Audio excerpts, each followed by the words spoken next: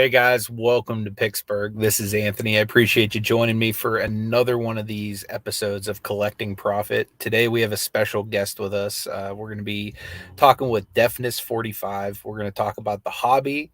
We're going to talk about life.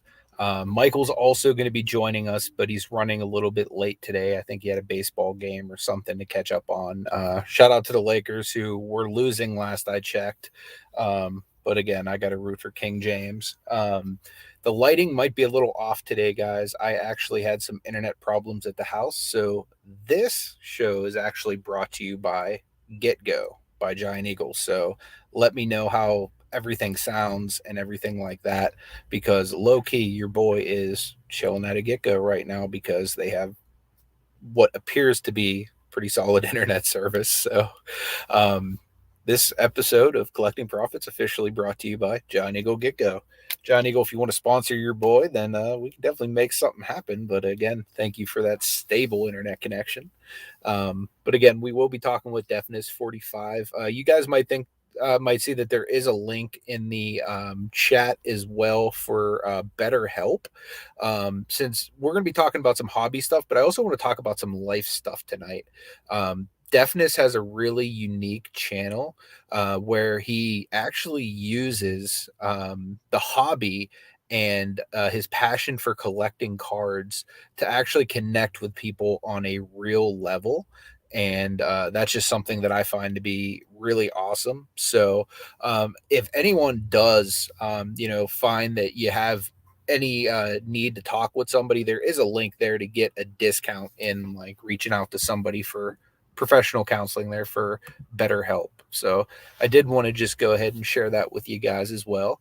And there are some storms happening right now in Minnesota. That's where Defness is from. So he is having some internet issues tonight as well. So we're going to bear with him as well while he gets his stuff rocking and rolling for us here. And Def, I'll just keep monitoring you there in the back. Oh, there we go. The man, the myth, the legend, Defness45. What is up, my man? Let me make sure I got my volume up so I can actually hear you. Yo. Hear you now. How you doing, brother?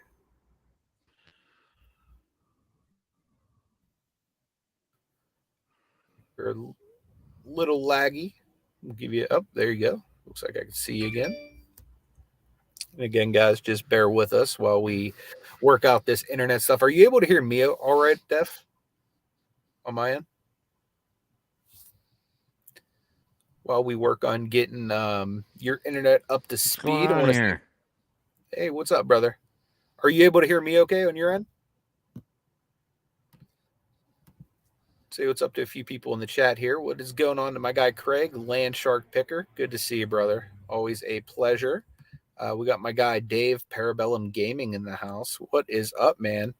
So you're watching the live show, tornado chasing right now. Wow, man.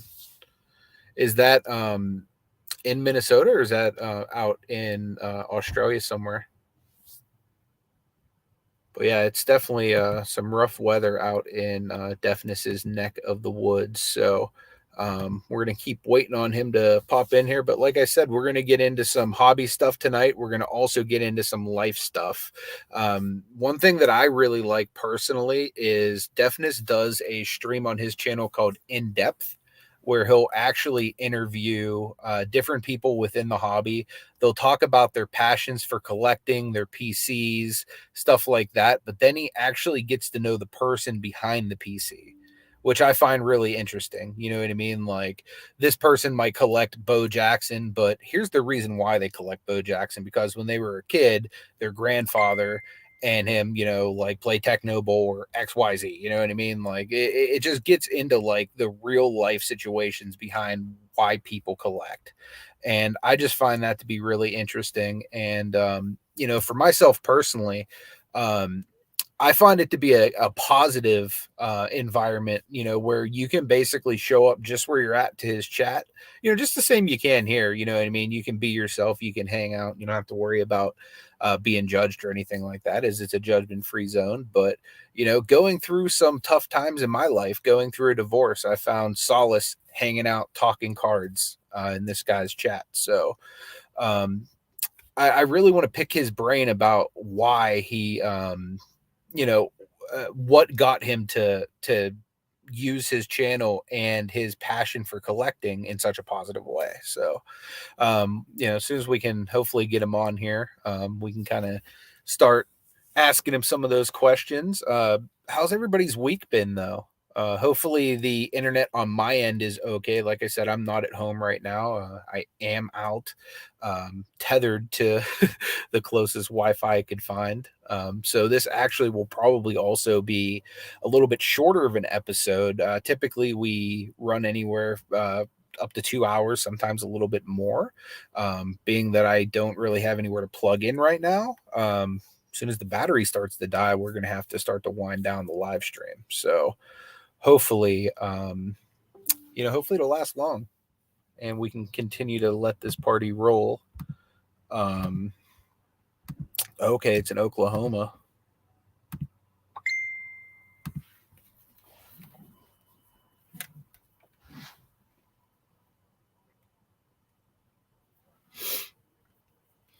Awesome, brother. I appreciate you, Dave.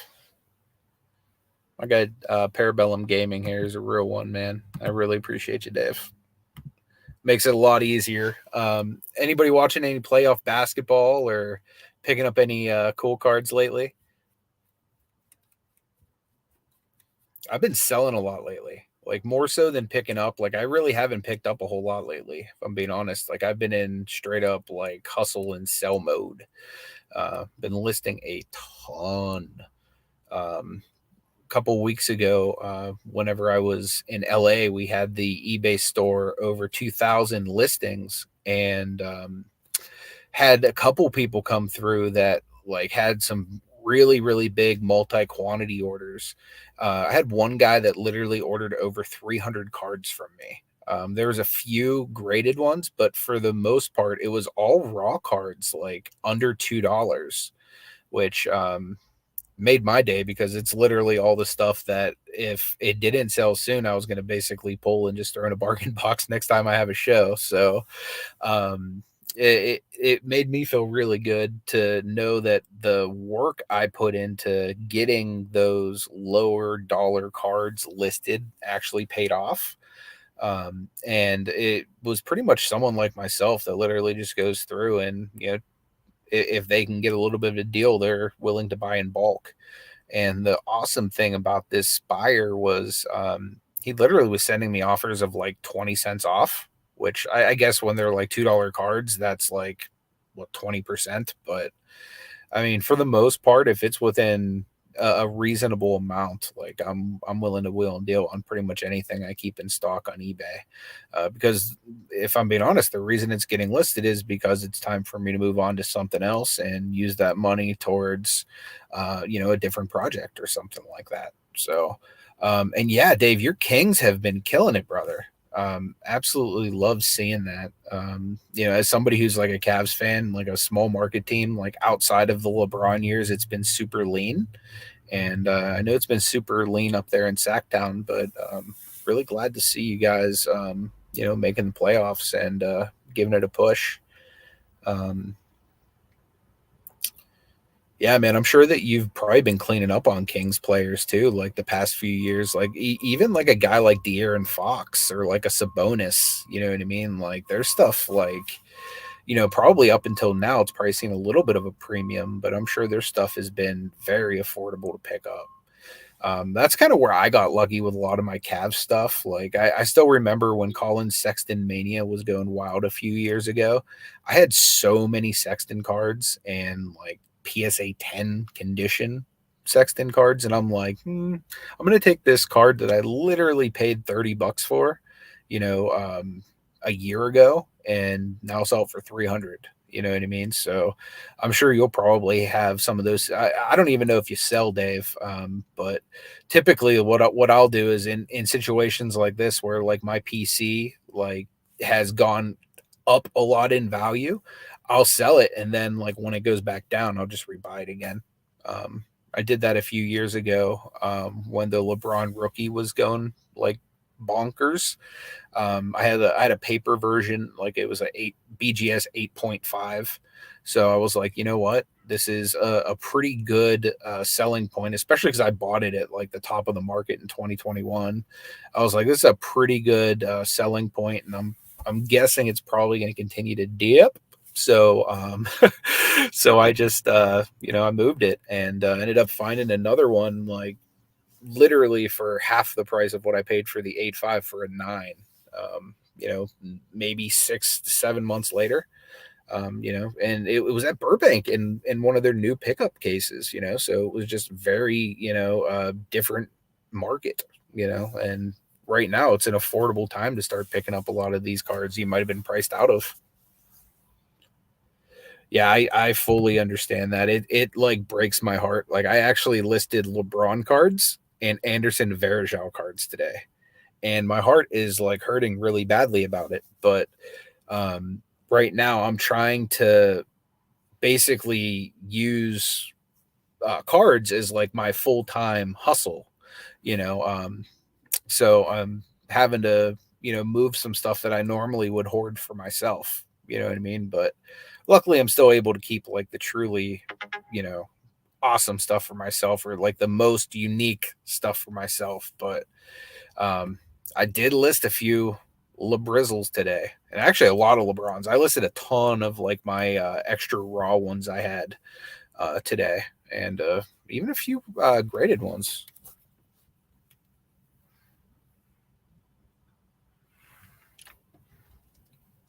Your buddy Dom, what's up, my man? Good to see you, brother. Always a honor and a privilege to have a true sock collector among us. Should be having a vlog come out soon, Dom, with a little shout out for you. Went by it's in City Walk in like Universal Studios. There's like a Los Angeles sock market or something like that. It's super cool. They have a bunch of like different custom socks and stuff like that. Right. Looks like we got Defness connecting again. So hopefully we can get him in, because I definitely want to pick his brain tonight if we can. And again, we'll probably have Huddle joining us shortly as well. So if you guys haven't checked out Huddle Card Collection, make sure you go subscribe to his channel as well, because we alternate weeks. So next week we will be over on Huddle's channel, and from what I understand, he has some pretty cool guests lined up over on his channel. So make sure you check out Huddle. I do have his link down below as well. Trey Lance to the Vikings. That'd be huge, man. Like, you know what? I like Kirk Cousins, like I really do. But man, getting a young stud quarterback like that, and actually, like, who better to talk to about this than Defness45? Potential Trey Lance to the Vikings. What would be your feeling on that, man?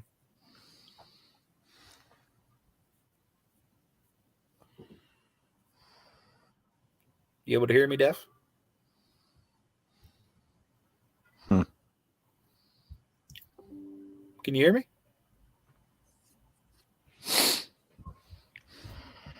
Check. You guys able to hear Defness as well?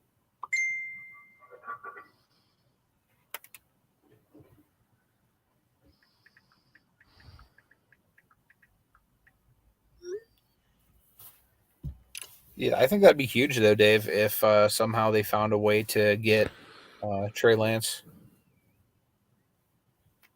I think they'd be able to get him on the low too. What are they basically saying that your Niners would have to give up? Would they be giving up Kirk Cousins in the deal, or would they get to even keep Kirk Cousins? That'd be huge. Diamond Princess in the house. Really appreciate you joining us. It's always an honor and privilege to see you grace us during these shows. It really is. So thank you very much for joining us. I think his connection is compromised with a storm. Okay.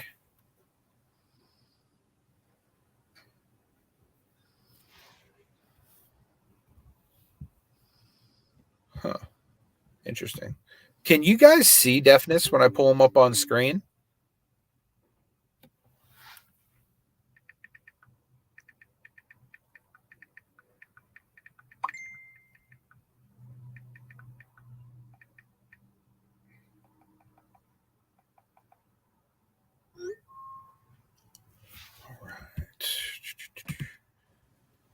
Check. Bear with us, guys. So you can see Defness.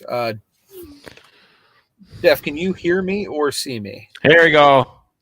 I You can hear got me? you. I can hear you now. Yeah, maybe you just had to pump out and pump back in or something. But we're good, man. We're here. Let's rock. Let's go. Awesome, man. Well, So, now you went out again. So you were on. man. I could see you clearly, and then you Check. were. All right. So we will bear with Defness here. He is here. Yep. Again, there are some pretty terrible storms over there in Minnesota tonight. So, guys, if we can't end up getting a full stream with Defness, we will bring him on, another week if need be. But we're going to try to give you guys as good a show as possible because we appreciate you guys being here tonight either way.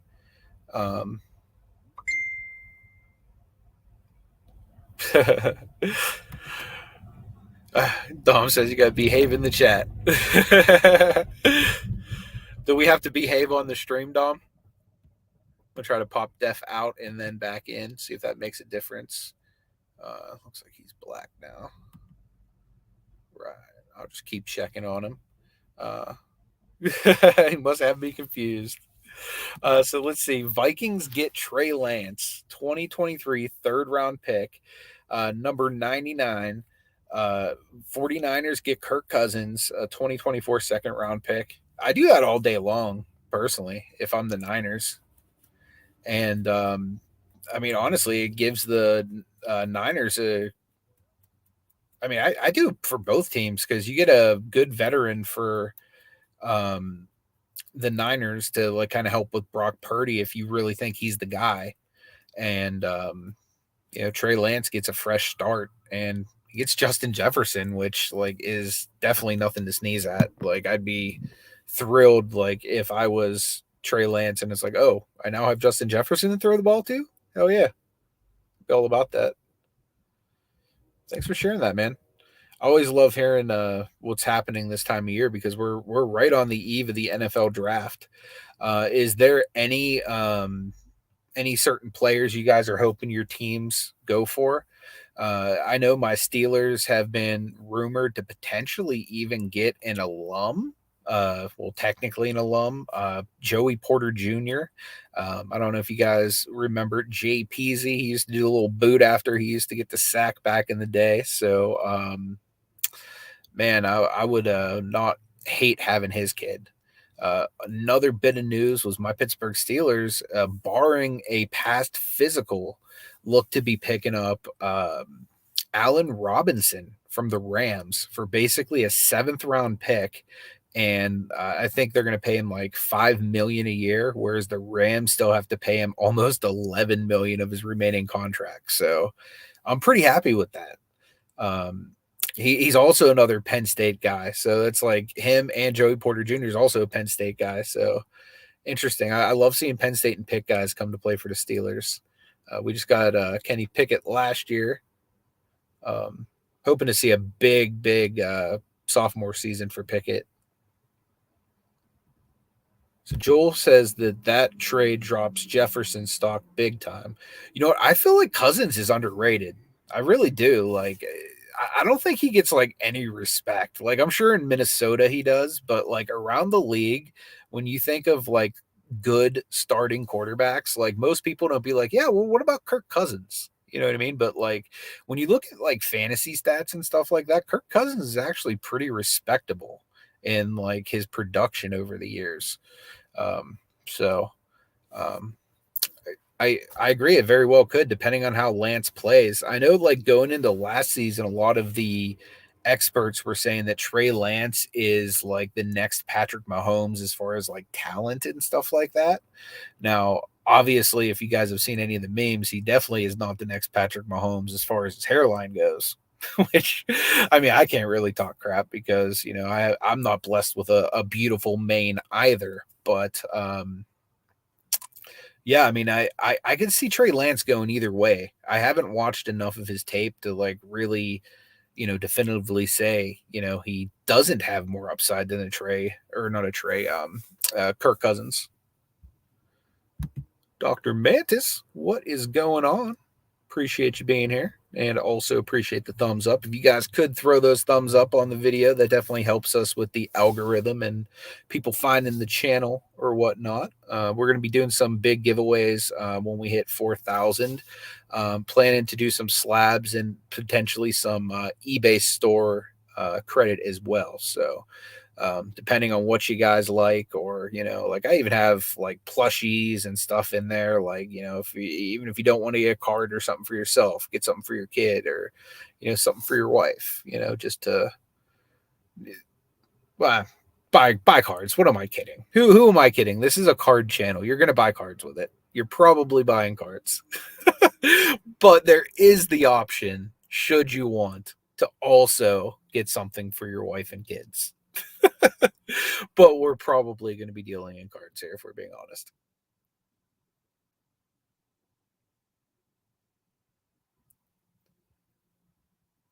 Yeah, I'm sure a lot of people have, dropped some serious coin on Lance, and then also probably some serious coin on Purdy. So it's like, yeah, man, it's like you're kind of invested either way. Beautiful thing. If there is a trade, I think a lot of people are going to I think his card prices are probably going to raise just off of speculation of Justin Jefferson.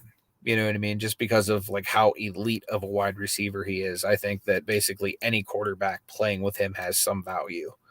But again, like he could go in there and be a big old turd blossom. Who knows?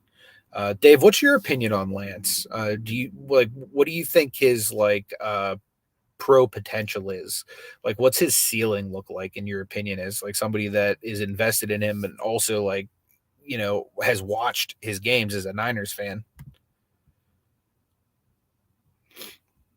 Yeah, I like Cousins, man. Like I personally think Cousins with an elite defense, a good running game, and some good weapons, like obviously like the Jay Jettas of the world are wonderful. He could be a quarterback that could win a Super Bowl. You know what I mean? Like you see like the Trent Dilfers of the world winning Super Bowls. I personally think Kirk Cousins is better than Trent Dilfer, in my opinion. What's up, Def? Yeah. What up, man? I don't know, man. Time to hear me put over Kirk Cousins. I hope we got this figured out, my guy. I hope we got it figured out. I apologize to all your guests and everything, because I know how it's like. It's been a struggle around here lately, man. We switched different providers because we had issues when I was doing an auction a couple weeks ago, and we had to keep resetting it. The whole house was losing internet with everything. Like, yeah, it's been nutty, man. But I'm here. We're here. We're rocking. How you been, brother? Good, man. Blessed. I appreciate you being here with us, man. It's an honor and a privilege, man. I look at you as like one of the true OGs of the card community. Like I appreciate that, my guy. Basically, what Whatnot is right now, like that's what your channel was when I found you.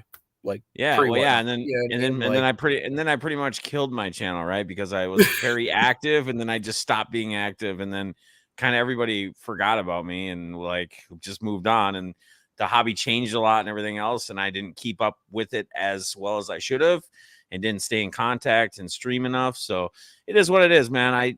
I still try to do what I can. I still try to grind out when I can. I'm all about grinding. I'm all about hustling. But us like you, even as your growth, like Guns, anybody, like Huddle, all these guys, like people that a lot of your guys know that may not know me that much right now or whatever. It is so difficult. It is so hard to get on the wave with the algorithm with YouTube. I mean, they almost make it impossible, right? So you have to literally be grinding, posting videos, doing lives, doing everything and you have to do almost daily to start to gain any kind of momentum. Because if you're not one of those big guys or somebody that they are standing behind a YouTube, like the 1 million subscriber people, you're never going to catch that wave. Like, shout out to one guy that I know that I can say right now, and I know you appreciate and you like him too, I believe, is Striker Breaks. Mm-hmm. Like, he somehow, and he kind of got into it after I think, finding me as well back in the day, but he got into it, and he did like some kind of crazy, and he still does these, which is really cool. But I think Fanatics and them now, and Tops and all them are getting better about putting all of the numbers like pack odds between like blaster boxes, hobby boxes, jumbo boxes. But he did a crazy breakdown of like Bowman, like in 17 or 15, 16 or something, 2016 or 17. And when he did that video, like everybody loved it and they appreciated it because he broke down all the numbers. He broke down all of the odds. He basically showed you what your best value was, whether it was blaster boxes for like Bowman, hobby boxes, jumbo boxes. And he did it. I mean, he did it again this year. Like and he'll take the numbers that they give him and then he'll put them in spreadsheets and he'll show you. He'll do a video and show you that.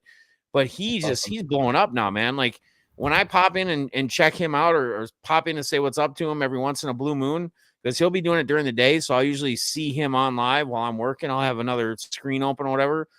And I mean, he's got 300, 400, 500 people live at a time doing his little breaks or videos or whatever when he's live. I mean, shout out to him, man. That's where everybody wants to get to. That's where everybody wants to be if they're a influencer doing YouTube content. But it's hard for us. Like that doesn't happen very often. Like, to be honest. Yeah. No, it really doesn't. And in fact, it's more common that like people don't find you. You know? Correct. Right. Shout out to Ryan. Happy birthday, brother. Appreciate you spending it with us. Right on, man. Yeah, my birthday was yesterday. So salutes, my friend. Happy belated. A good month. April's a good month. Yep. Yes, sir. Sure is, man. So yeah, it is very difficult. It is very difficult in YouTube, man. Like, you know, it's something that like I grind on. Like I probably spend about as many, I don't want to say as many hours I do working a week on YouTube, but I spend a good bit on YouTube. And it's like the last month I might've made a grand total of like $25. So it's the one thing that you'll put more work into than you will a job for like sweatshop wages, because it's like a passion project, you know? 100%. And I think that's funny too. You bring that up because there's a lot of people out there that think like, oh, like there's a lot, you know, the haters, the people that maybe watch you but try to say they're not you or whatever the case may be. They think like we're getting rich off YouTube or something. Like we're making all this money. You have no idea. Like you make, unless you're getting millions of views like on videos, you're not making anything. Like you're literally making pennies, like pennies to the dollars. So it's nothing at all. Correct.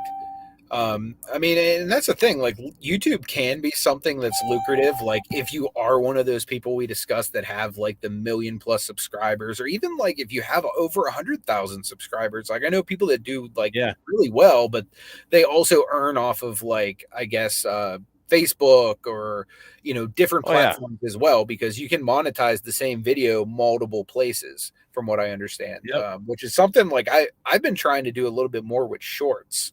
I've found like it's strange, man. Like the other day I shared a random, well, actually about a year ago when I first moved to LA, I shared a random short of like the Jaws shark jumping out of the water at Universal. Oh yeah. And, literally like that has like brought more people to my channel than like anything else. And then like just like the past like few weeks, I've just been sharing shorts, and it's like out of nowhere, I'll go from like getting like 100 views on a video to like out of nowhere, like the shorts are getting like 2,000+ views. It's insane. That's crazy. Yeah. Like one was literally just me pressing a block at like Super Nintendo World for like 10 seconds, and it got like 2,200 views in like one day. Wow.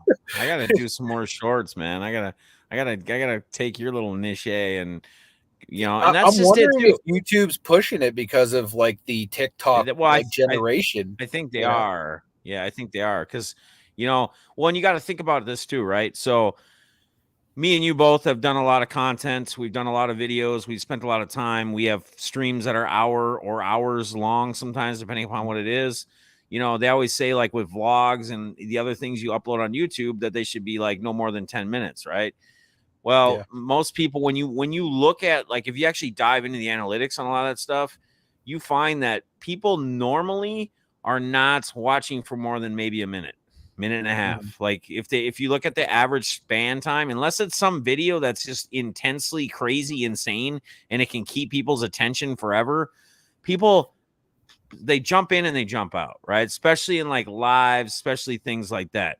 So I think with the on the short video end, I think the shorts, I think that's, I mean, I think it's a great idea, and I think it's something, you know, because that's what people are into. People like to watch stuff, but they don't, their attention span can't retain or watch something, the same thing for a long time. Like, and I'm like that too.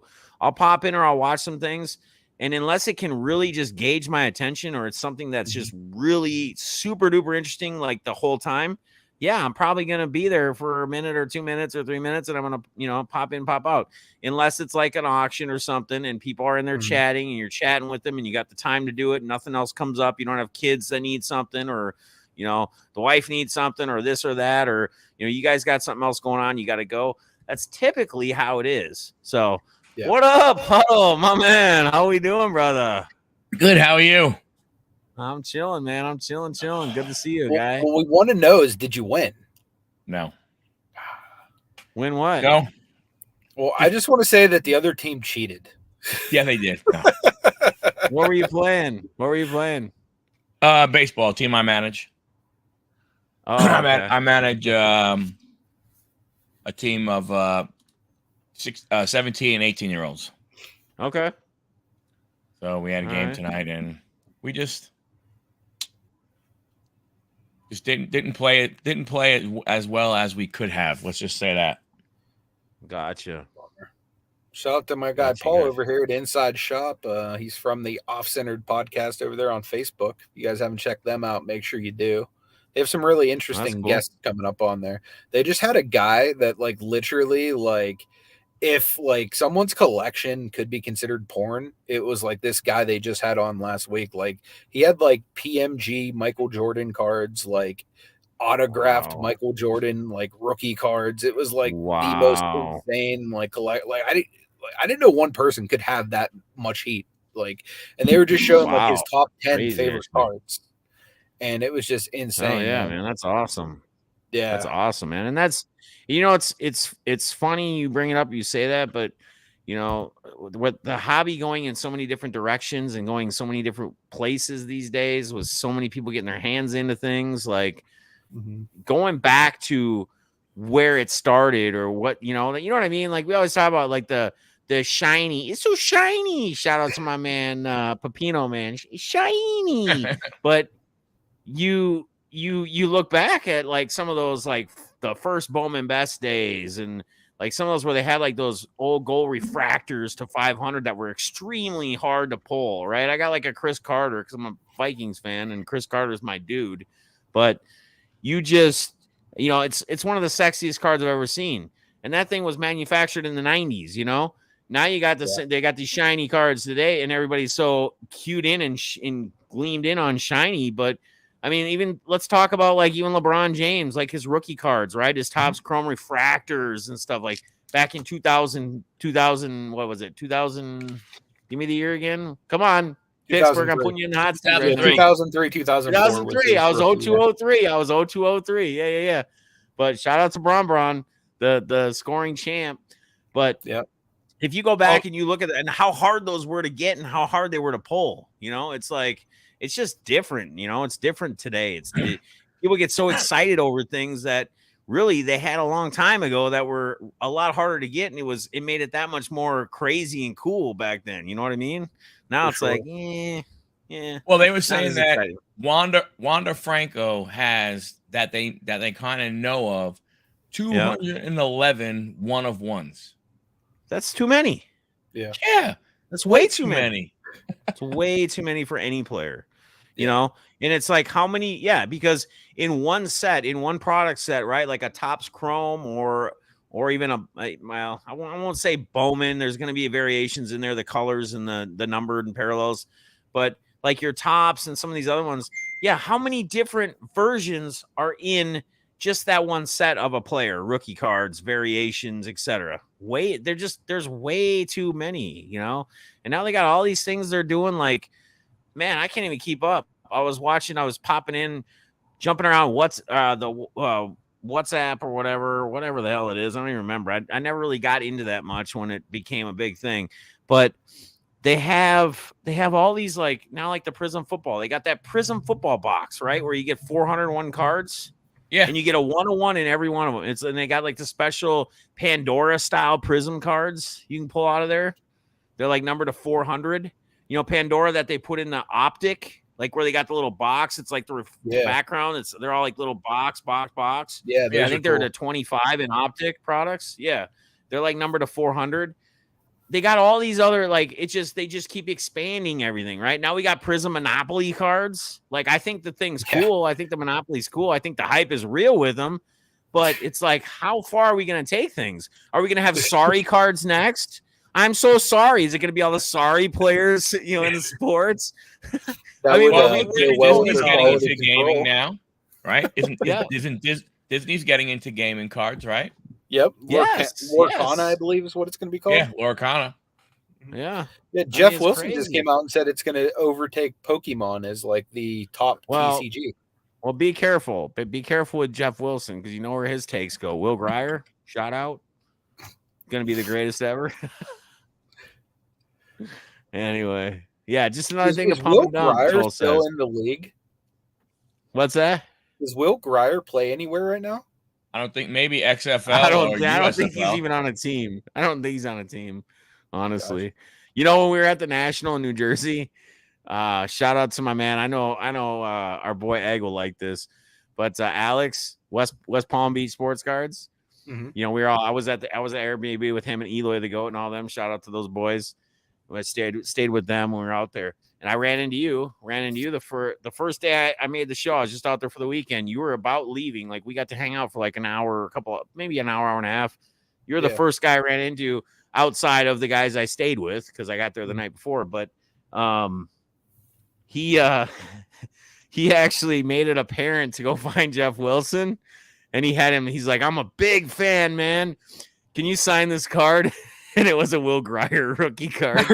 So we did like a little video like that night. We're in the Airbnb. And I'm like, hey, Alex, you want to tell me the story about meeting Jeff Wilson? He's like, oh my God, it's crazy. I met Jeff Wilson and his advice and everything. And I told him, man, I'm a super fan. Can you sign this card for me? And he like had the Will Grier card signed, and he actually signed it for him too. So there's a Will Grier signed by Jeff Wilson out there somewhere. Yes, that is, dude. Yes. I bet you that's an eBay 1-of-1 if I've ever heard of one. Right? Yeah. Exactly. Get that thing to PSA, right, or get it graded. So Shout out to Jeff for being a good sport about that, though, because I know some people would be like, "What the hell are you throwing this Will Grier in my face for?" But I mean, yeah, apparently it went fine. He didn't throw any punches or anything at Alex, so we're good there. He didn't come back with a black eye. Well, I mean, it's not like he could deny it, right? Right. No, it's what he said.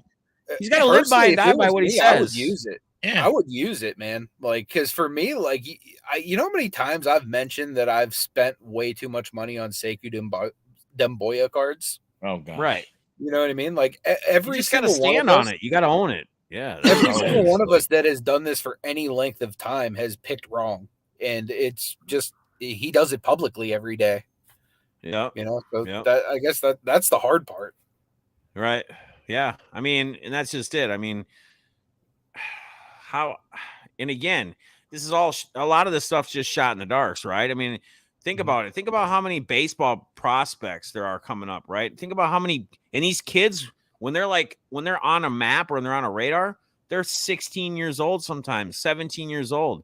They're not even fully developed yet. Like, we don't even know physicality wise, where they're going to be or how big they're going to be. They could still spring a couple 3-4 inches and put on 50, 60 pounds.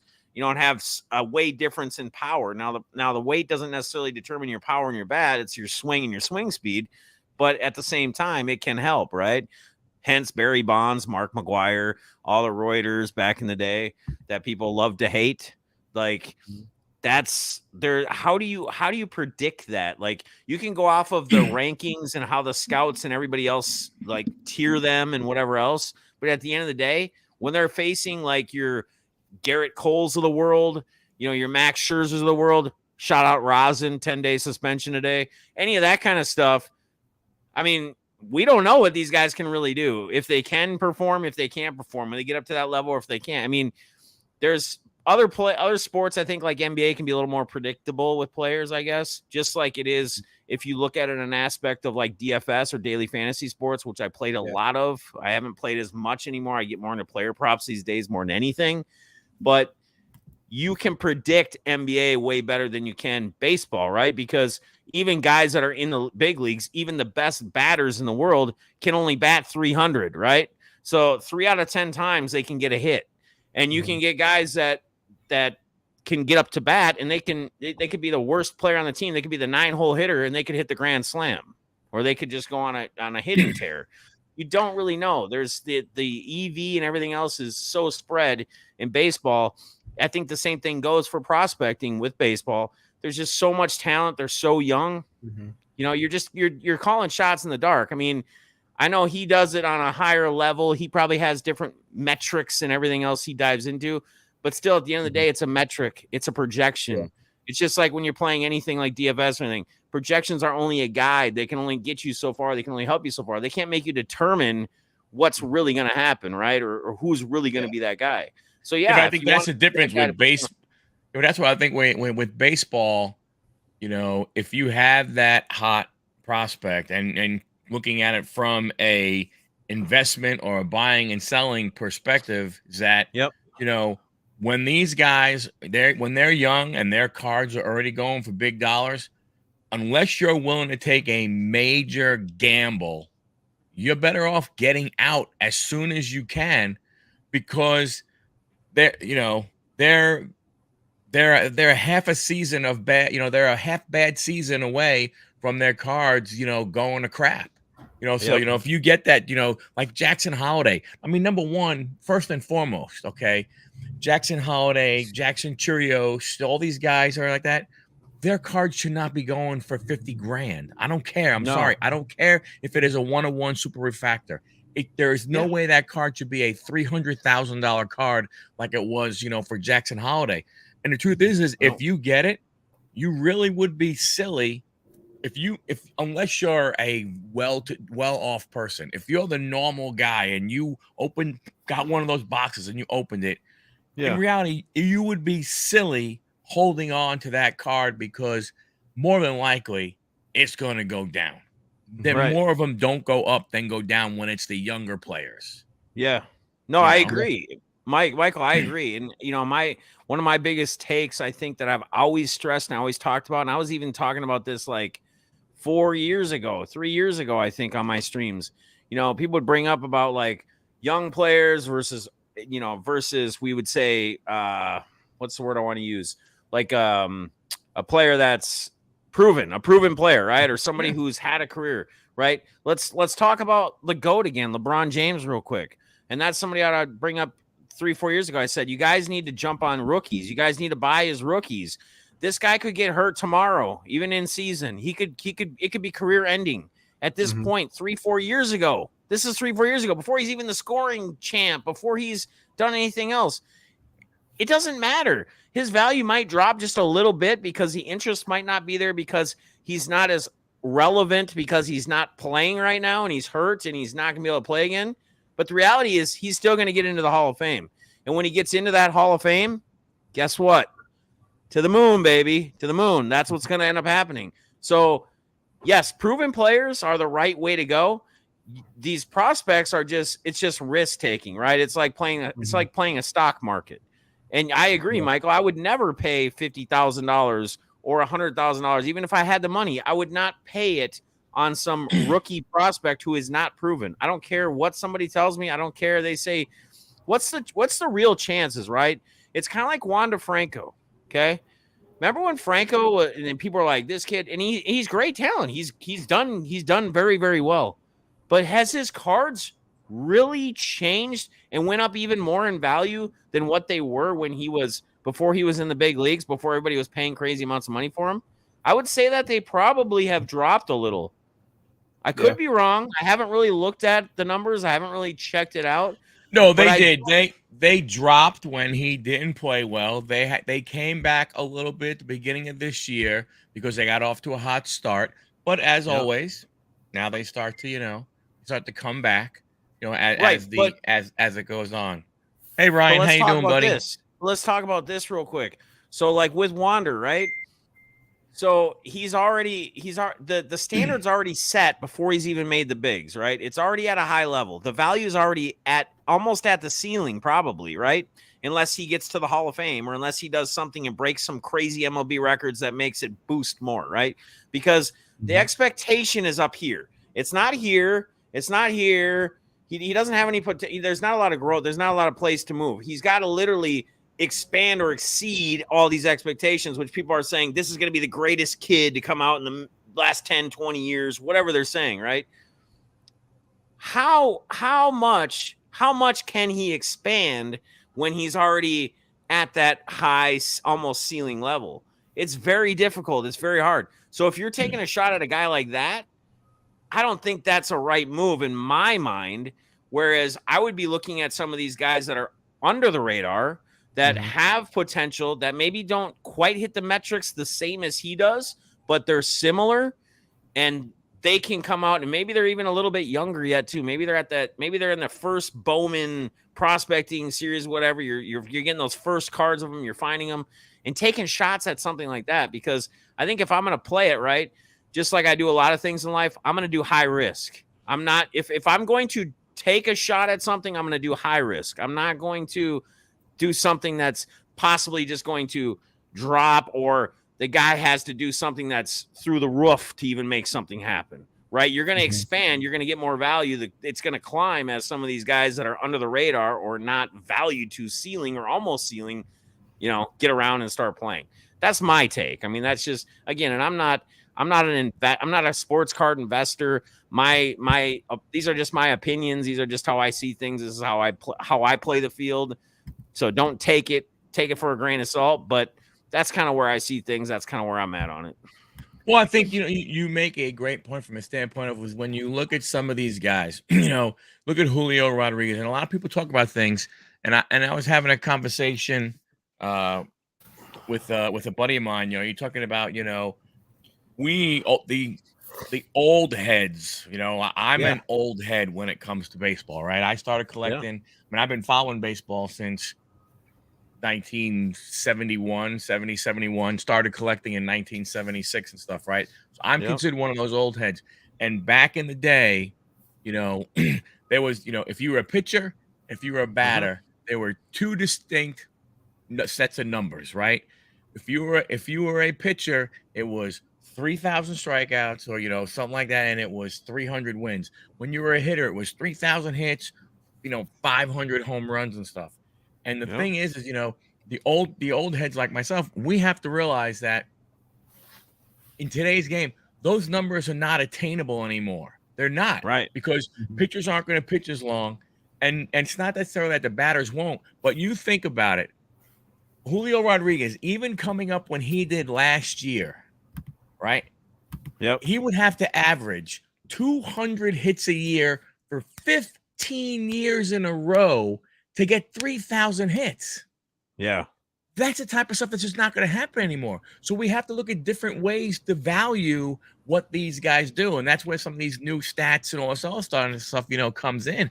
But this is where it's going to be interesting from a value perspective of how the values are going to rise. You mentioned Wander Franco, with all the hype he has. What is he going to have to do? He's going to have to basically become like the best and be in the MVP conversation many, many years in a row to be able to really exceed what his perceived value is from a hobby standpoint. And it's unrealistic. And the other thing is these guys have got so many freaking, rookie cards from a baseball perspective. What is the real card? Is it the Bowman Chrome first? Is it the real first rookie? But then with all the parallels and everything. So a lot of this stuff does get harder to go ahead and figure out what a true value is. Because sometimes the prices are getting so out of hand that unfortunately the regular guys like the three of us, we can't afford that. If we're talking football or baseball, that immaculate, that flawless box with only that $7,000 with freaking 4 cards in it. Right. And 99 times out of 100, you're not going to make your money back. Yeah. You know what recent product is it that came out? It's a baseball product. Was it the Dynasty? I'm trying to remember which one it was. You get 1 or 4 cards. Well, you get 1 or 4 cards, but it's like super expensive. Like it's like $1,000 a box. It might be Dynasty. I'm not 100% sure. I think it might be Dynasty. And you guys, like, one thing I'd always tell you too, like how new or how old you are in the hobby. When you're looking at like buying some of this product, or you're looking at buying boxes, which it's always fun to rip boxes. Don't get me wrong. That's one of the best things to do, man. But you have to really pay attention to the checklists, right? You really have to pay attention to where the value is or what's really in it. Because if you checked out, 1 card for 1K, that's Dynasty. So what cards, if you look over that checklist, right? If you were to look at the checklist and see what options or what's in there, what cards can you pull that are even going to come close to that 1K value? Like Mike Trout, right? Maybe Ichiro, if you get an Ichiro auto. You know, there's going to be a couple names. There's going to be probably 4 or 5 names. And you could get a Salvador Perez. You pay $1,000 and you get a Salvador Perez auto Dynasty card. How happy are you going to be that you just blew $1,000? I know it's a risk. I know it's how it always is with every product. But we're talking about $1,000 box for 1 card. And you could literally pull a Salvador Perez auto, which is going to probably get you $40. I mean, let's be real. That'd be really rough. Let's be real here. So looking at the checklist, Alex Kilcroft from Minnesota is in there. Bobby Dalbec is in there. The Babe Ruth cut. Hang on, Michael, 1 second, because Parabellum Gaming said Babe Ruth cut. That's already been pulled. That was pulled the other day. I saw the video of it. So nice. It's a $30,000 card. That's amazing. But that's already gone, right? Yeah, but this is what I'm saying, though. You're talking Alex Kilcroft is in there. Casey Mize. Okay. Devi Garcia. Yeah. Who else is in there? Nick Madrigal, Nate Peterson, Mark Grace. That's a really good player. Mark Grace ain't $1,000 card. Ain't nobody going. There's way too many cards in that checklist of cards that have not even probably $100 in value in the 1 card. You know, for those names. Like you know what I would love to see? This is where we. Sorry about that. I didn't mean to cut you off. Go ahead. I think I was gonna say, you know what I would love to see? Do you ever see like on one of them late night shows where they'll have people read like mean tweets?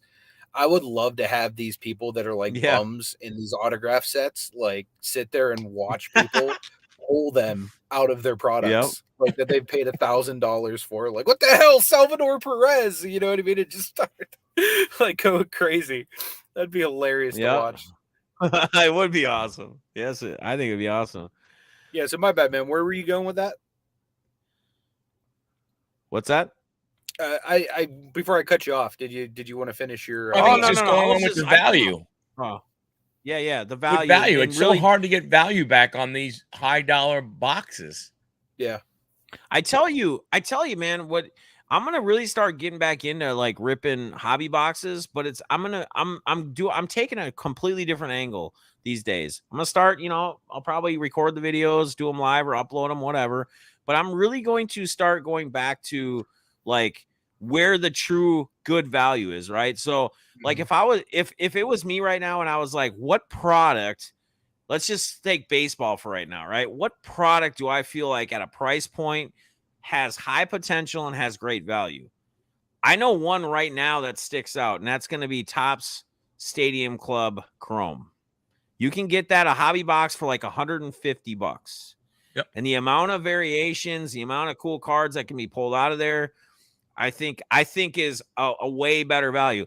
I would rather buy 7 of those than 1 Dynasty box and get 1 card for that $1,000. You know what you're going to probably pull out of those 7 Topps Chrome, the Stadium Club Chrome boxes? I mean, you're going to probably pull a couple bangers out of 7 boxes for sure. And you're going to have a lot of smaller stuff, which is fine for auctions, etc. The people that love that, the players that they PC, etc. So that's the approach. That's what I'm going to take. I haven't been buying a lot of cards. I haven't bought much for quite a while, to be honest with you. Like, I'll buy blaster here or there at Target or Walmart now that the shelves are stocked back up. But you also got to remember that as Fanatics and these guys are taking over this stuff, they're making it a lot harder to pull or hit the bigger cards. Like, it's going to be, in fact, I think even Bowman changed a lot of things now. Like, so again, going back to Striker's video he just did on the new Bowman coming out, he just did a new value video, which I talked to you about, that he did like 5 years ago, whatever, the first time he did it, which was huge. He has spreadsheets. He shows you everything. It breaks down everything, all the different parallels you can hit, etc. Blaster boxes are one of the best values for a lot of stuff. But then there's certain things that they changed where there's no way you can pull certain, you have to look at it, but there's no way you can pull certain cards unless it's a hobby box. Like, you will not pull, I think the 101 like chrome refractor autos for the players and stuff, I don't think you can pull out of blasters anymore in the new product, like in this year's stuff. They're changing a lot of the metrics. You can still pull big cards. You can only get like the paper auto version, which isn't better than a chrome, obviously, but you can only get the paper autos, which is how it's always been, I think, only in like the blaster or the retail boxes. But there's a lot of changes they made, and they're continuing to do that. So they're making it more and more difficult for you to get that crazy, huge Julio Rodriguez 101 or whatever it might be out of a retail blaster box. You would have to come out of like a jumbo or a hobby or whatever. So those are things you need to keep in mind as well as you're looking for stuff. Yeah, but if that's what they're going to do, I agree. They better lower the price, because people aren't going to pay $35 for a blaster knowing that they can't get crap out of it. Mm-hmm. Right. Yeah, I mean, I've literally had blasters sitting at my house for months right now that I purposely haven't opened, because it's like, what am I going to get? Like, I've literally seen Marty open dozens of these and walk away just like feeling like Panini didn't use lube. So it's like, I have no desire to even rip it and feel that way. You know what I mean? So I'm basically saving it up. Once I get enough, we'll do like a big free break on the channel or at some kind of a show or something like that with them. Yeah. Yeah, for sure. For sure. Absolutely. Yeah, Eloy in the building as well. Shout out to Eloy. Jason. Oh, yeah, Eloy, the GOAT. Eloy. GOAT in the house. It is going to be interesting to see what Fanatics does as they get deeper in more, and trying to figure out, how you know what they're going to do. They're going to keep expanding products like they already are, like Monopoly and everything else. Mm-hmm. Like, and I think it's cool, man.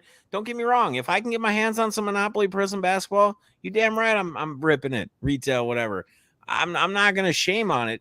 But at the same time, there has to be a point where, a product is only expanded out in so many different variations. That's, we talk about these rookie cards for players, right? And how there's way too many of a player these days, right? You said there was 200, how many? 211 Wander rookies? How do they know? 211 Wander one of ones.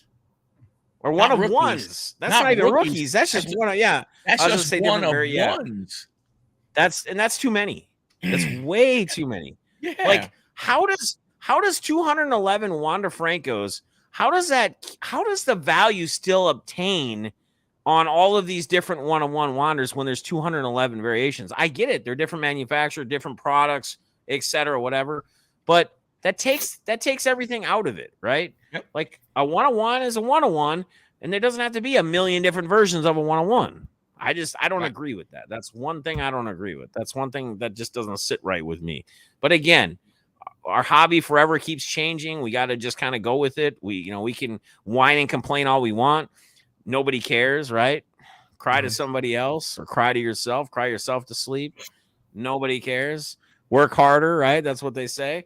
But at the end of the day, it's too much. There's just way too many, in my opinion. Yeah. There's still no product, Eloy says, in his town. That's freaking crazy. Like, even at your retail stores? Wow.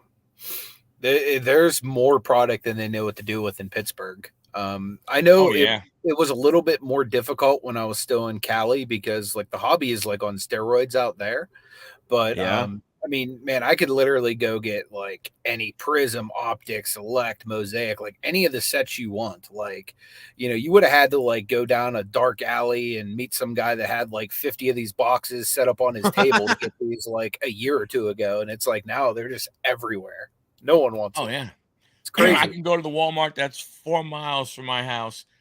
I guarantee you there'll be at least 10 to 12 Prism basketball, Mosaic basketball, you know, just Donruss Optic basketball, just sitting there. And forget all the baseball, all the hockey, and even some of the other football. I mean, they will have all of that just sitting there. Yeah, and you see, they shot themselves in the man. friggin' foot. Yeah, and you see it. Like if you now, I don't know, Eloy's out in Washington, but and he's saying he still hasn't seen anything like as far as the retail stores go. But you see it like on all the social media. Like if you're on Twitter or Facebook, wherever, and you follow enough or you have enough people in there that you follow, whatever, you're gonna you see it all the time. Like I probably daily see somebody post a photo of, oh, here, look, that shelves are full again, you know, at their Target or Walmart, whatever state they're in. So yeah, I mean, it's there. It's just I don't know. And again, we got the prices going up, like, and all the stuff which we knew was coming, right? We were talking about that a year and a half, 2 years ago, that $20 blaster was long gone. There is no $20 blasters these days anymore. You know, it's 25, $30, what have you. Those mega boxes are now like $80 on some products, you know, at the stores. I mean, they're taking advantage of it. Like, and they're running with it, which, you know, I don't really know which way to or how to feel about that, I guess, because, you know, it's great that people capitalized on this, like during the pandemic, like when they would port it up and buy it off the shelf and then sell it and make all this extra money, which is fine. To everybody, if you can make money, make money. I ain't hating on it, but is it any different than for, say, the vendors, for Panini, for Topps, for the stores, for them? Is it any different for them then to say, you know what, all this is happening? They obviously know about it. They see it. There's people in the company that obviously look in and research a lot of this stuff. Why wouldn't we take advantage of that?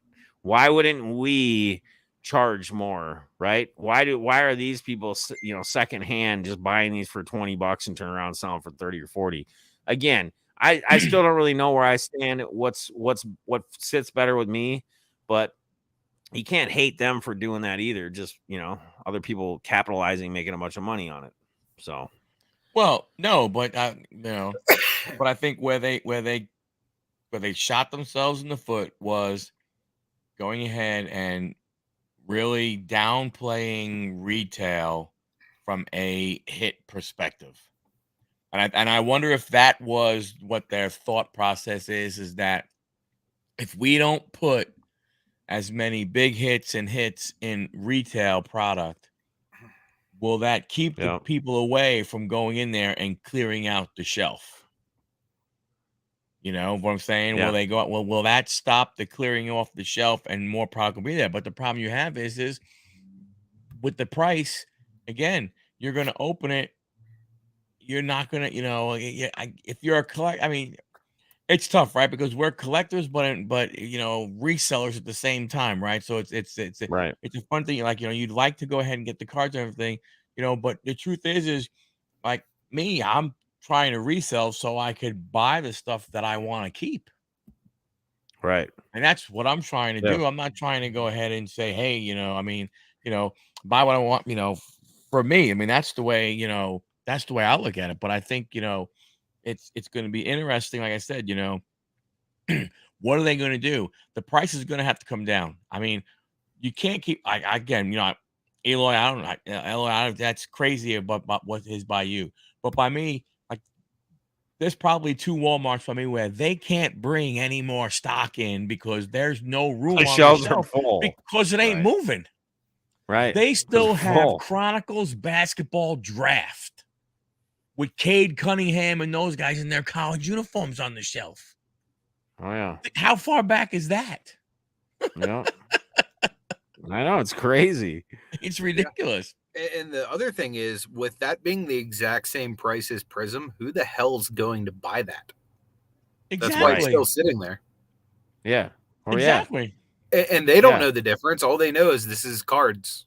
Yeah, exactly. That's a good point. That's exactly a good point. I mean, who in their right mind is going to, unless it's like some little kid that has no idea, that's Mom, like can a I just parent, grab some of these, and I don't really know. I don't know much about this. Whatever. What up, Nate? My boy Nate up in the building. The bull Nate. Appreciate you being here, brother.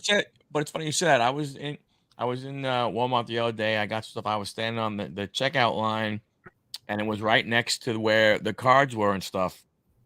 And there was it appeared to be a, either a son and a father, or a grandfather and a grandson, and they were looking at cards and everything. And I'm like, oh, I want to, get them. He's like, okay. He's like, okay. And he's looking, he's going,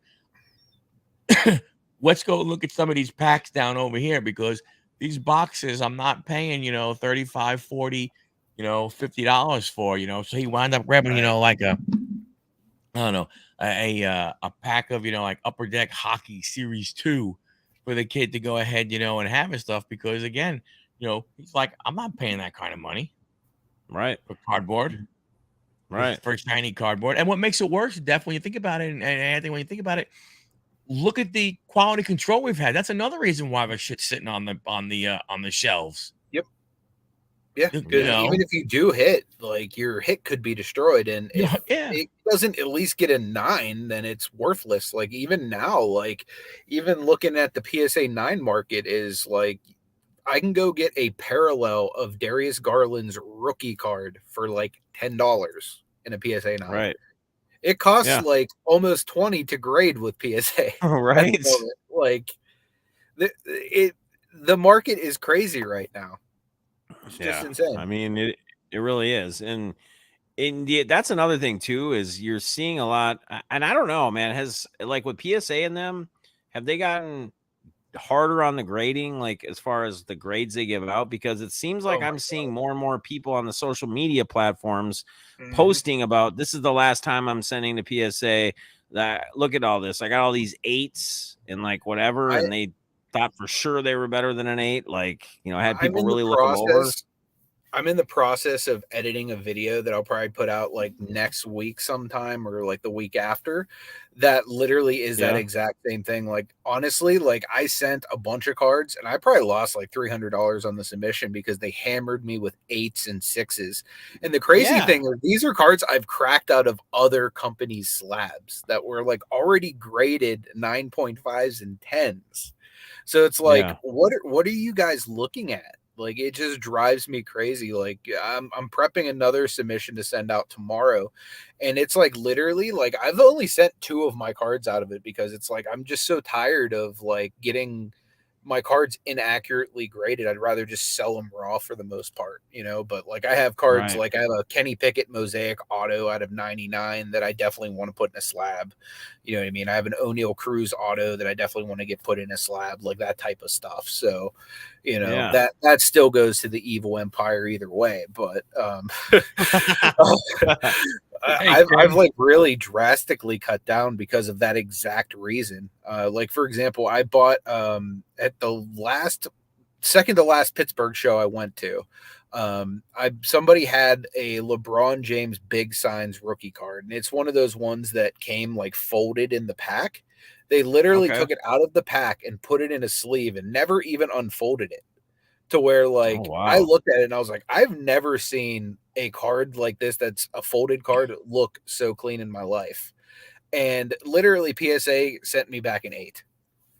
I don't know if it has to do with the fact that there's a crease down the middle, but like, it's a folded card. It's meant to have that crease. Right. So it's like, we're going to hit you. We're going to slam you with the fold. We're going to slam you with the fold. But like, if any card should have been like at minimum a 9, it was like literally that one. I've never seen one so clean. I literally think PSA is like, oh, that's from 2003. It's been 20 years. Let's go ahead and 8. He probably didn't take good care of it back in 2003. But meanwhile, it's like literally, like, I pried this out of somebody's like collection that like this was like the pride centerpiece of it that was like in pristine condition. which sucks. But Anthony, let me ask you a question there. So, what now? How are then if all of a sudden PSA is, for lack of better words, getting tough on grading? What does that do for the older cards that do have 10s? Does that make them more valuable now because all of a sudden they're getting harder to grade? Or are people going to look and go, wow, or did I just get a 10 just because they felt like giving out 10s that day? Like I wonder about that kind of stuff with the way, with the way it is. Yeah. I mean, who knows? Like we're like behind the scenes, right? So we're not behind the scenes, I guess, in the grading side with PSA in them, right? So who knows what the hell they got going on there? They trying to get so many pushed through a day, like regardless, so they're rushing through things and they're just kind of, look at, okay, yeah, we'll just give it this, like I doubt that's the process, but at the same time, who's to say? Like, who knows? Unless you're someone who actually works there, you're a part of the whole process. Who knows? I mean, really, who knows? See, Tim had a good. Go ahead. Sorry about that. I didn't mean to cut you off. He just brought up he got a PSA 6 Kaminga green prism. Like Marty just got a PSA 6 LeBron press proof net marbles that looked like in considerably better condition, and it's like if you look up their grade scale, like you'll see them, like I've seen people share like PSA 2s of ultra modern cards, and if you like actually look like what a PSA 2 is, it's so drastically different than what's presented in the slab. Like, I mean, PSA 2s could like literally have marker on them. You know what I mean? Like or corners ripped off. Correct. Like, so Jay's, I'm curious what Jason paid for this PSA 6 Kaminga through PSA, like as far as to grade it.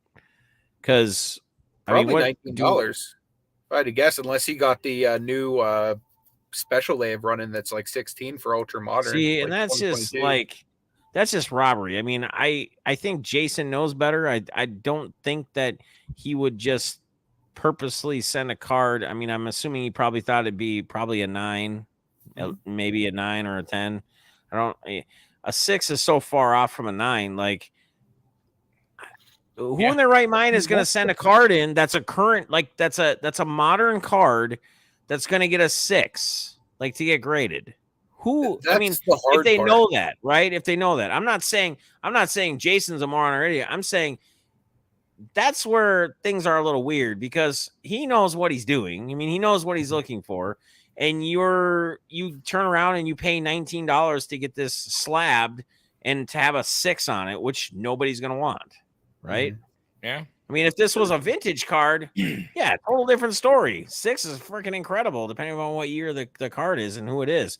But a modern card, given a 6 in PSA, come on. They shouldn't even slab that. like, the reality is, here's what I think these companies should do. And I know that they get millions and millions of cards sent to them. I know it's a multi-million-dollar, billion-dollar business, whatever the value of PSA is. But there's got to be some kind of borderline thing that they have that states, hey, you send a card and you think it's going to get this grade or you think it's this, and it's not even anywhere near, it's not even close. It's like a 6 or a 5 and it's a modern card. They shouldn't even process that or do it. They should send the card back or send it back with the rest of the stuff that they sent in to get slabbed that actually hit specific grades or whatever that meet criteria. That's robbery. I mean, if that's really what they're going to grade it, that's robbery. The part that sucks is like literally like under a 9 ultra modern, you're losing money. Like sometimes even at 9s, like Darius Garland's, if I'm hitting 9s on some of his stuff, I'm not even breaking even on the grading fee, let alone what the card would even cost raw. Yeah, right. So like it's really a market where like 10s are like really what you're shooting for. And like Jason should have never had to pay to get that thing graded. Yeah, but look right there. Not slabbed it. But he went through a submitter who evaluated it. Yeah. Right. And again, he probably does it with the guy all the time, and he's probably had great success. His overall outcome's probably been great. So you can't say that the person didn't know what they were looking at, or they didn't know what they could, they didn't know what, they didn't know how to properly, give it a grade, or whatever you want to call it. I don't know. I don't, and that's again where I guess I've never really been big into grading. Like, if you know me, if you know my side of the hobby, I don't have an issue with it. I don't have a problem with it, but I've never been the guy that was like, man, I'm just going to send all this stuff out and get graded. Because the only PSA submission I did, shout out to my boy BITG, and I still got to get out to West Virginia because he's holding my cards that are PSA that were finally sent back like a couple months ago. He's holding them hostage, so I make sure I have to make another trip out to see him. He said, I'm not shipping them to you. You're going to come pick them up. I'm not. He showed me one. He goes, I'm going to give you one. I'm going to show you one teaser. And it was like a Jefferson Prism Silver, and it got a 10. He's like, I'm just going to show you one. But I sent in like 20 cards, 30 cards. I got some good ones. I got like a Dak Prism Rookie Silver. Nice. I don't know what it got. He won't tell me. I got some pretty cool cards that I kind of totally forgot about. But that's it. It literally took. He did like a standard submission or whatever, and he sends it all the time. But he didn't do like any speed thing or anything. It literally took a year and a half, almost 2 years. I mean, you hear it all the time from guys. They got backed up. They stopped doing them for a while during this whole time. I don't want to wait that long. Like, the reality is I know that they have their speed service you can pay a lot more for.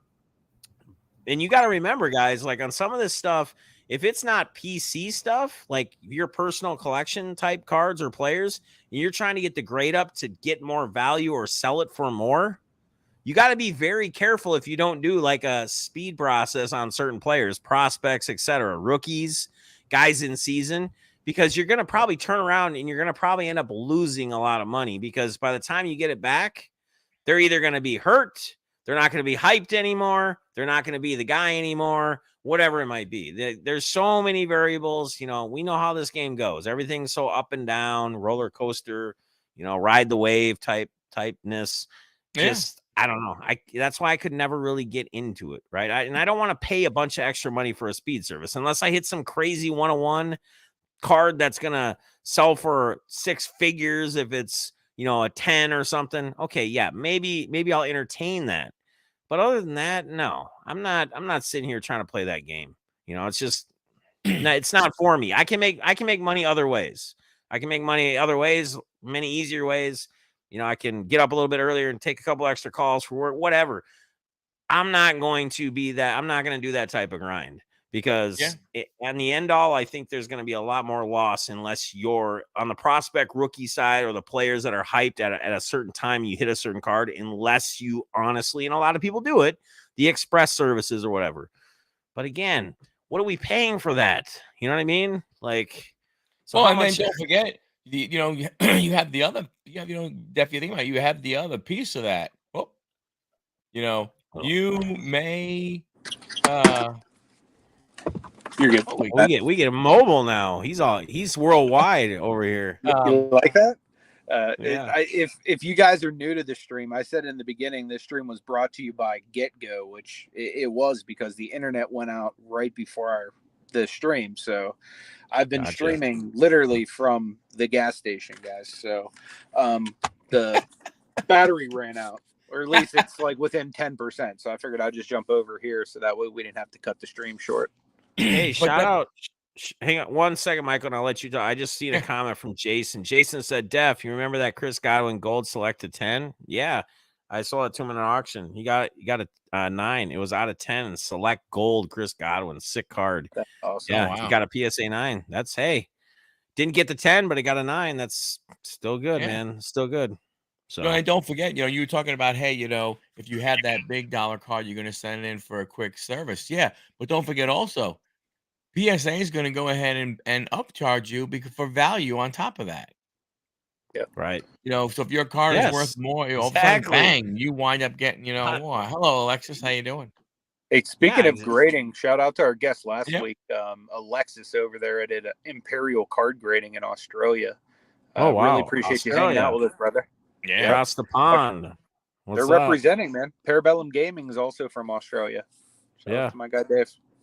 Nice. I think a lot of people are pushing this grading stuff, but I'm not jumping on the train if there's a nice short print, low number card, because I know the card is going to. Yeah.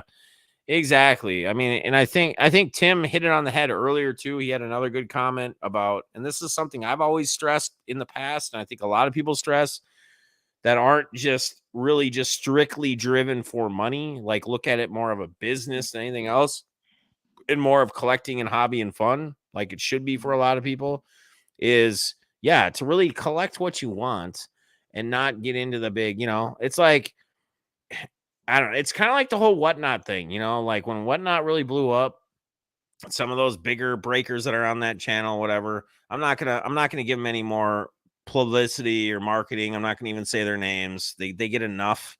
But watching or like going into that and watching it, okay, I get it. It's fun, right? Because they put 4 boxes of Immaculate up, 8 boxes of Obsidian in one break, a couple of national treasures. Oh, and then they put basketball, a bunch of big high-end basketball products, and they do multi-team thing. Well, it's kind of cool, and they put it together. But it's a little overbearing. Like these people are paying like $1,000 a spot or $1,500 a spot, right? For a team or for a couple teams, multi-sport, whatever. Is that really high? Is that normal for like the average citizen, the average person who has a job, who actually works and has a mortgage to pay and has everything else? Is that feasible to actually be in that realm of collecting as a hobby? I know most of those people are more into it for business, right? Aspect. So again, we kind of take away a ton of the hobby and the fun out of it and gear it more driven towards business. We're attacking. We're looking for that triple LeBron logo, man. We're looking for, we're going to pull this and we're going to pay thousands of dollars a spot. I get it. It's entertaining. It's fun to watch. But at the same time, it's the things I bring up before. How interesting, how fun really is it to watch? Let me ask you guys this question really quick. Both you guys, let me just ask and you guys answer. So would you get more excitement out of watching, say, anyone do that has, average income, whatever, can't afford to buy all these massive big product boxes and rip them all the time, and watch them rip like a, say a Prism football box, right? And they pull a Pickett, right? It's football. Okay, we'll just say it's football. They pull a Kenny Pickett, like a 101 or /5 or one of those high cool end cards. Is it more exciting to watch that and see that from somebody on a normal level, a basic level, or is it more exciting to see it from somebody who has on endless amounts of money and can sit there and rip those Prism football hobby boxes all day, every day until they hit that big card, right? Mm-hmm. What's more exciting to you? What's more entertaining to you? Which one of those do you feel happier for, or excited for the person? I guess, is it the one that has the endless amounts of money that can do it all day, every day, or is it the person that's on average wage, like most Americans, that can probably barely afford to rip one Prism hobby box of football? Absolutely. For me, I mean, it's definitely the first one, because I think the second one, they're just spending to try and buy that. You might as well just, they'd be better off just spending their money on, finding somebody who had the single that they're looking for. Correct. To me, they're just ripping to go ahead and see if they can, if they can get the joy, if you want to call it, of pulling it. But it's definitely, it's way different. Like for me, when I opened up that 2022 blaster I guess a mega box of Topps Holiday, and I pulled the 1/1 Luis Robert. That was unbelievable. I mean, that's that's ridiculous stuff like that, right? And that's awesome, and that's crazy, and that's cool. But if I went ahead and sat there and said, "Oh well, I'm just gonna go buy like 5 cases of it and just keep ripping it until I get something," I don't see the joy in that part. Right? Yeah, I agree, and that's why sometimes to me, it's odd to me that people are so entertained by some of these people that can just keep ripping these high-end things. And I get it. They like to see big cards. People like to see flashy things. Mm-hmm. But at what point does it just get old? Because It's just a repeat over and over and over and over again. And some people might say, oh, that you're jealous, or no, I'm like being realistic. Like, it's not normal. It's not realistic for most people. It's just like when you go into the WhatsApp or whatever, and you go to some of those big breakers on there, and you see these people paying these crazy amounts of money for a break spot. And I get it. They're high dollar boxes. That's what should be being paid because of how much they're putting out there to do it. But at the same time, like, it's not realistic for most people. Like, let's be honest. It's well, not only that though. If you listen to them, if you do watch and you listen to them, yep. Listen to what the breaker will say. 9 times out of 10, the breaker will say either, "Oh, you got paid," or "You got your money back." Right? It's not like, "Hey, man, I know you and you didn't buy. You went and you bid hard for the Yankees because you're a Yankee fan and you got the Yankees. Man, you did it, man. You got, you got cards for your team. You hit your PC." They're like, "No, you got your money back or you got paid." That's the way they look at it, because I think a lot of those people, that's what they're more looking for. They're looking for that card that let's face it, they're looking for, they get into that, $2,000 a spot thing. They're looking for that 1 or 2 cards that are probably in that box that it's going to be $5,000 to $8,000 that they can go ahead, turn around, and sell it. I think that's what a lot of they're playing the lottery. It's the sports card, it's a sports card lottery. Yeah, or they want to hit that card that they're going to get flown out to pick up, right? That they hit. Like, we're going to fly you out to pick up your $10,000 card you hit, or your $30,000 card, or your $1 million card you hit right in the break. Like, we're gonna fly you out like some big extravaganza ordeal. Like, save your airfare tickets, man. I'll do something myself here. But yeah, I don't know, man. I always ponder that. I brought that up before. I've talked about it before. Like, people and I get it. Everybody's got their own opinions. Everybody sees things differently. Everybody likes different things. Everybody's entertained differently. But I just don't get the entertainment value out of guys that just do it over and over and over and over again. And it's just like all high-end, super crazy, multi 12 box, 15 box, high-end product breaks. Like, and again, this isn't me bashing breakers. This is me bashing. I'm not bashing. This is just me saying, like, the ones that do what we're talking about, like, that just, it's a part of the hobby that we never thought we would have seen. It's almost like a dreamland break, like breaking the dreamland, or whatever. Yeah, exactly. Exactly. Yeah. Yeah. But I mean, that's what it is. It has changed. It's not, the hobby is not, what it once was. And like and what I said, and I've said it a couple of times on our show, when I knew it changed. I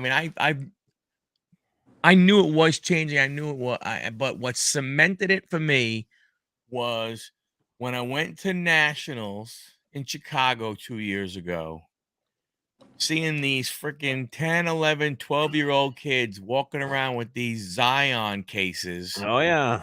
Filled with freaking high-end, slabs. LeBron, Curry, Durant, or if it's football, it's, Herbert, Burrow. And I'm sitting there going, the kid got more money in that friggin' that 12-year-old's got more money in that box that I will more than likely ever have, in my collection entirely. And it's absolutely ridiculous. It's ridiculous. And some of them, like, shout out to some of them. Some of them actually truly, some of them, it's not like it's mommy, daddy just gave them a bunch of money. Some of them have, like, they truly did the grind, right? So they did research. They got a certain card, or they hit certain cards. They then in turn traded up, making moves, right? One name that rings a bell, and he's not, he's probably, I don't know how old he is. He's probably 20, 22 now. I don't really know. He came in the game. Sasha T, I think is his name. You know what I'm talking about? Picksburgh. I actually got to meet him whenever I was living in Cali. Really nice, humble guy, actually. Seems like a really good dude. Yeah, I have nothing bad to say, and I'm not here to bash anybody regardless. But I bring him up because he's somebody that, like, truly did the grind, right? And really got himself in a good position. And I bring this up because there's that card show, whatever, those guys that always go after everybody, attack everybody. They go after Jeff Wilson, they go after Jabs. They do like a podcast thing, and they go to the card shows. They've been around for a long time. They're brothers, I think. They're two guys. They got a channel. Sports Card Radio. Sports Card Radio. That's what it is. That's what it is. And I didn't really know what to think about them at first, because I was like, oh, these guys are just, because let's be honest, they take the right angle for views and everything else, because attracting negativity, drama, etc. brings people in, whether we like to say it or not, right? It literally brings people in. People are entertained by it. Guns did a thing. He basically did he made some title on a video one time for a test to see how many more views he'd get. And it was some like drama driven thing. I remember that. And he got like double the views because it was drama. It was drama filled, because people live in this world where they just love drama, which I absolutely hate. But they pretty much like were going after Sasha like they went after everybody else. And then they just publicly, like on a recent video, came back like a couple weeks ago or a month ago. They were at a show in California or some San Diego. I don't remember where it was exactly. Don't quote me on it. But they basically came back and said, listen, we actually went after this guy. We actually kind of attacked him. Like before he walked right up to us. He saw us at the card show. He introduced himself to us. Mm-hmm. He knew who we were. And we started talking, whatever. And they're like, man, this kid really knows what he's doing. This kid actually is very good. This kid, he introduced himself to us. He was very polite. He really knew what he's doing. His table was presentable. It was, he had some great cards there, etc. So, again, that kind of goes back to like what I say, like, it's easy for somebody to stereotype. It's easy for somebody to paint an image or a picture of somebody just because whether they see them on YouTube videos or whatever. But until you actually meet somebody, until you've actually hung out with them, until you actually get to know who that person really is, it's very hard to make an actual good judgment on who someone is. And that's a perfect example. Like these guys literally went after him. They had never met him, right? They just were going off of what they see on videos, and anything I've ever seen from him anyway has always been pretty legit, pretty good. He's not sitting there pumping out all these takes like Jeff Wilson is or anybody else. Like he's literally usually just showing his grind, his day-to-day grind and what he does, right? He's not really giving out a bunch of advice on, oh, you should go after this player and you should buy this guy and this is what's going to happen. No, he's like, I traded these guys for these guys, and he shows, on video at the card shows, whatever. But again, we just, I think a lot of times we get so caught up in whether it could be jealousy, it could be, who knows what it is that brings people in to want to bash somebody else, or whatever, without even really knowing who they are or what they're about. So again, the hustle, it's there. I mean, again, for those young kids that really want to grind it out, there is money to be made. You got to do it the right way. You can lose money just as fast too, though. You got to remember that. It's just like anything. So, yeah, absolutely. So let me ask you this, Def.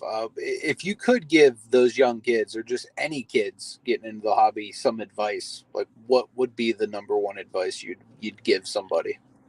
I mean, honestly, I am a heavy businessman, but at the same time, I don't do that on the hobby side, really. I do auctions and stuff, but my auctions, I'm not sitting there selling PSA cards. I'm not trying to make millions. Yeah. It's quarter auctions. It's starting dollar lots. It's more for fun, hangout, community, get people PC cards, kind of like the rest of our crew, like Eloy and the rest of them, Guns, all those guys. But my biggest thing would be kind of like going back before, even kind of like what Tim touched on, right, is do it for the love of it, do it for the fun of it, and do it, collect who you like. Don't chase after every player that everybody else is chasing after, right? Because that takes all the fun out of it, right? There's how much it becomes more of a task, it becomes more of a job. It probably is going to put more stress on you, even as a kid. Like, oh, everybody's buying Jackson Holiday. I got to go buy Jackson Holiday cards. Like, I have to have Jackson Holiday. Well, if you don't know much about Jackson Holiday, or you haven't done much research, or you're not a Baltimore Orioles fan, Jackson Holiday for you is probably not the player you want to go after, right? What teams do you like? What teams do you root for? What ballparks do you go and watch games at, like in your hometown? What prospects, what youngsters are in your organization, right? What youngsters, what guys are on the radar, or what players get drafted by your NFL team for the new year? Go after those guys, collect those guys, have fun with them. Who cares what the value is on them? Who cares what they're targeted at price value right now versus somebody else? It doesn't matter. Have fun with it. You got to, like, this is a hobby for a reason, right? It was considered a hobby for a reason. It's changed so much over the years. I get it. It's so business driven now. There's so much money that can be made that people see. But as a youngster, depending upon what age we're looking at, you don't want to jump in too early. I don't think you want to jump in too early to get into like the business aspect of it or the investing side of it. You want to do it as a hobby for fun, PCing, like I said, who you like, who you root for, the teams you like, the players you like. And it doesn't have to just be the teams that you root for. Like if there's a guy that you have a connection with as a kid, or oh man, I heard a story about him and what he did, and it just touched me differently, and I think he's a great athlete. Well, yeah, then maybe he's a guy you want to PC. Maybe he's a guy you want to collect as well. Add those players into your collection. Collect them, but don't chase after what everybody else is chasing, because all of that dies off at some point anyway. Not everybody's going to be like a LeBron James, right? Not everybody's going to have the talent of a Mike Trout.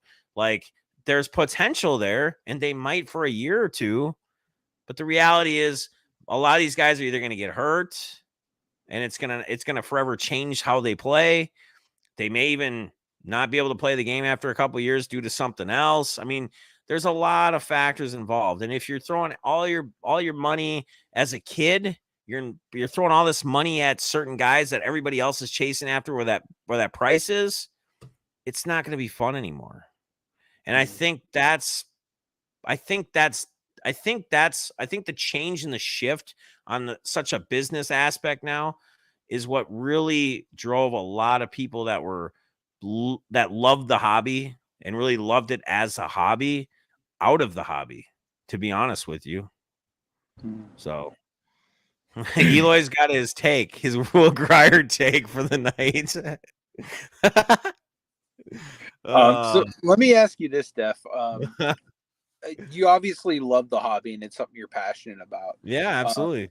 I mentioned in the beginning, whenever you were trying to connect, one thing that really I love about your channel is that you've made it kind of like a safe haven for people to come and connect over something as simple as cardboard, but so much more than just cardboard. You know what I mean? Like, you've created an atmosphere of, exactly, a community, friendship.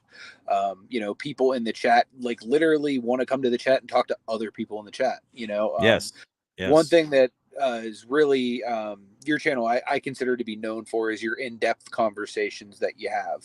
And really in those conversations, you bring a lot of awareness to a lot of collectors' personal lives. These are people we might have seen either from YouTube channels or just in chats in general. And you kind of bring us into like their real world, like who is the person behind this collection or behind this breaker or whatever. What made you want to do that? Because that's such compelling content to me, to like actually get to know who the collector is.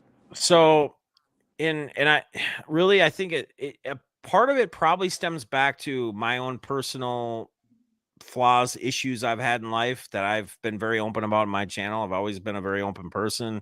My pain pill drug addiction that I was going through, the steps through all of that, and really connecting back with the hobby and the people to help me get through all that.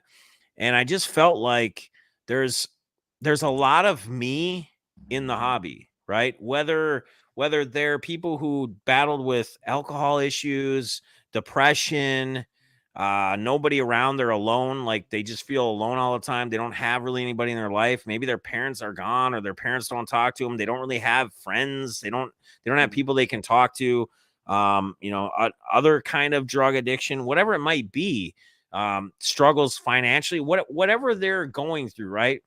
There's a lot of me in some way. There's a lot of similarities.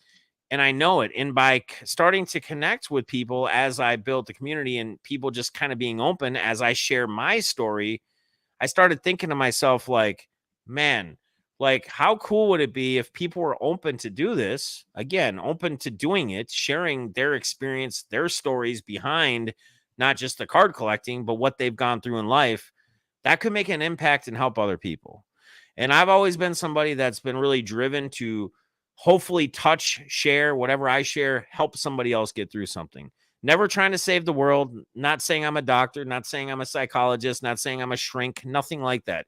Simply having other people share, questioning what they've gone through, where they've been, how it affected them, and having that be an outlet for, say, other people and viewers that see that and go, hey, this one actually touched home. And maybe they reach out to the person I interview, or maybe they send me a message and say, hey, do you think so-and-so would be okay? You interviewed them. I'm struggling with this same kind of thing. And I started getting a lot more people reaching out to me personally saying, hey, you have no idea what this did for me, or how this helped me, or this made me see things differently, or this. And that's ultimately what it's about, because the way I see things is, we all struggle daily with a lot of things. We have a lot of obstacles. We have a lot of things that we have to get through. And it's not getting any easier, right? It's getting harder and harder and harder as we go through the days and where we are with our economy and everything else. But there's always hope. And there's always somebody that is willing to listen. There's always somebody that's willing to shed whatever advice they can help with. Maybe help you get help if you don't know which route to go.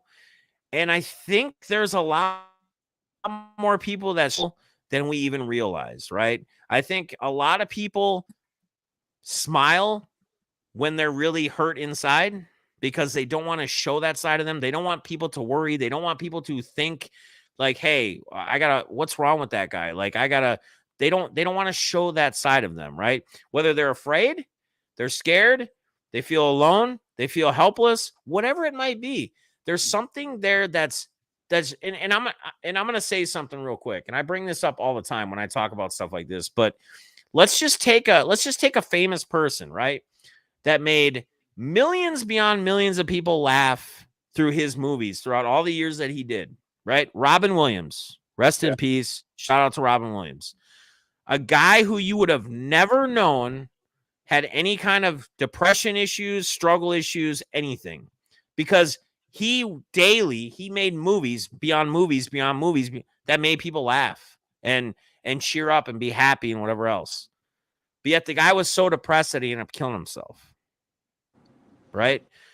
We don't know what anybody else is going through in their day-to-day life. We can only imagine, and a lot of times, a lot of these people are showing you a different side of who they really are, or what they're going through, or how they feel. And I just feel like these interviews for people who really want to share and want to make an impact, I think it's huge. And I think at the same time, I think it's good for the person, right? To reface it, right? Re-talk about it, rediscuss it. We all mess up in life, right? We all have times where we've done things that we wish we wouldn't have done. Hell, I'm 45 years old and I'm still learning life, right? But we can change, we can adapt, we can push through, we can learn, right? And the biggest thing is learning from our mistakes. But yeah, I mean, I guess to answer that, I know it's kind of a long answer, but I felt like it was needed. So I mean, that's what I would say. Yeah. Yep. Yeah, I mean, I've always really respected that, and I can say from personal experience, like I've told you, like during like my divorce time, man, like I can't tell you how many times I've come and just like parked in one of your streams, not even mentioned anything in the chat, but like been able to receive from like what was being said or whatnot. You know what I mean? Yep. Like, yep. That's the atmosphere that it is. And again, anybody that's watching this, even if you're watching it on replay, if you click on the live chat thing, there is a little link there. If anyone needs to talk to somebody, there's a BetterHelp thing there that can help you find some kind of therapy. But also, like, feel free to DM. I have my Instagram there, and I can't speak for these gentlemen, but I'm sure. Hit me up too, man. Hit me up too. Yep. If you feel comfortable. Most definitely. If you're in this community, like this, we're in this community together. Let's, help everyone out, So I've always respected the hell out of you for that, man. Like, I appreciate just being it, vulnerable and, being able to make your channel a safe place for people to come and, just be who they are and be accepted. That's awesome. And I honestly, I think that's how it should be really anywhere. Like, and I think most people are very good about that. I think even your channel, Huddle, would be the same way. Even someone like a Striker, like a bigger now that hit the algorithm wave, Eloy, everybody, like the community wise, like for each thing, like I think everybody communicates very well. One thing was I just going to say here? I lost my train of thought on what else I was going to say, but, one thing I am going to start doing too, now that it's starting to get nice back here in our northern lovely states where we have 6-7 months of winter, gonna get back to walk vlogs, walk vlogs live. So it'll be kind of a hangout thing after work. Take the dog for a walk, like I used to. But yeah, just interact, like catch up. Those used to be those were, and they're more just a fun. It's a more hangout, like. People to unwind, right? So like what Picksburgh says, he was going through some things. He was going through his divorce, whatever. It would be a place where he could just go. And it didn't even have to be an auction per se. It didn't have to be anything necessarily about cards. We can talk anything. We can talk sports. We can talk DFS. We can talk player props. We can talk life. We can talk what struggles we're struggling through. That's really what it is. I call it like the daily walk vlog live. But I really want to get back into doing some of that stuff. As well as ripping some boxes, man. Remember, you can't be within 500 feet of school, though. Yeah. Oh, shoot. Hey, Eloy's on it tonight. Really awesome. He is. Man. He is on it. He's always on it, man. He's always got the funny comments to make you laugh. Or an Applebee's. There you go. Applebee's. But yeah, man. I mean, I think there's a lot more that we can be good in the world, right? And be good to each other than starting drama, getting in fights, etc. I mean, God, I used to be the guy getting in fights all the time too. At some point you grow up, right? At some point, like things have to change, and you need to. And you also need to remember, you need to pay attention to everybody out there. Whether you got kids, you got people who are watching you, looking at you, like they're learning off of you. So the way you carry yourself day to day, the way you kind of handle things, even the way you go about your day-to-day grind for work or whatever it is, like people are seeing you. They're seeing you do that, whether you believe it or not, like your kids and whoever else. How do you want them? Do you want them to have a mentality that you have that's like a go-getter, grind, hustle, make it happen, don't miss work, don't do, you know what I mean? Or do you want them to see somebody who's off, like just starting stuff with everybody and doing this? Because that's what they're going to do. They're going to be in school getting in fights every other day. They're going to be, getting in trouble, whatever, because they don't know any different, because they want to be like their parents, whether they tell you that or not. I mean, that's truly what it comes down to. So remember that eyes are always on you as well. So how you carry yourself, how you kind of go with your day-to-days, I mean, just be on it. Be on it. So, well, I think the point you made, which is is very, very true, when you said, especially when you come into this type of environment, where it's three guys, talking on a screen, and somebody comes in a chat, whether they know one or none or all three or none doesn't make a difference. Yep. You never know what your little quick interaction with them can do. You right. What impact? And I think that's one of the things that that made me want to always keep going back to your channel was that every single person was welcome. There wasn't a question as to why somebody was there. Right. It was, oh, hey, man, thanks a lot. Hey, oh, you're on the auction. Cool. Here's what we're doing, so blah, blah, blah, here's how it works and stuff, hey, and you would say, and look, hey, the first time I've seen you here, all I need you to do is pay for the first one. We're good to go. After that, don't worry about nothing else. Right. And but it wasn't one of those, hey, man, I haven't seen you in this stream. You're not allowed to go ahead and buy nothing or anything like that. You have to wait and come back a couple more times, right? You're like, I don't care. Hey, and I think that is the openness is what is important. Like in this hobby, like you said, somebody wants to come in and they just want, or just an interaction, no pressure. You don't want to buy. I don't care. It doesn't make a difference to me. I do the same thing. I started doing stuff on Thursday nights and I don't care. I just want to, talk to people like that. And a couple weeks ago, I had a kid in the chat, and to me, he's a kid. Look, I'm the old man of the group, crying out loud, you know. But I had somebody, in their 20s, went ahead and said, "Hey, man, I just want to say, thanks a lot. You're always nice to me, so on and so forth. I look up to you like a father figure." And I was like, "Holy crap! I'm just some dude who sits there and cuts open a piece of friggin' rental, keep a piece of, like wrap." And I open up some, wrappers, and I pull out some shiny cardboard and everything. Right. But it's like, that's just it. It's like, I do what you do. I do what Anthony does. It's like, hey, man, you're in here. Cool. Hey, how's it going? That's what's there. Hey, what do you like? What do you like? What do you like? Who do you like? What do you collect? So on and so forth. And you just be inviting and warm because you never know what could happen. You could turn that person's life around. And what they're going through, right? And I think, Michael, I think at that same token, like you kind of touched on, right? So somebody thanking you and saying father figure, I bet you there's more, like even just in your channel, when they watch and whatnot, I bet you there's more than just him though that probably have that same kind of feeling.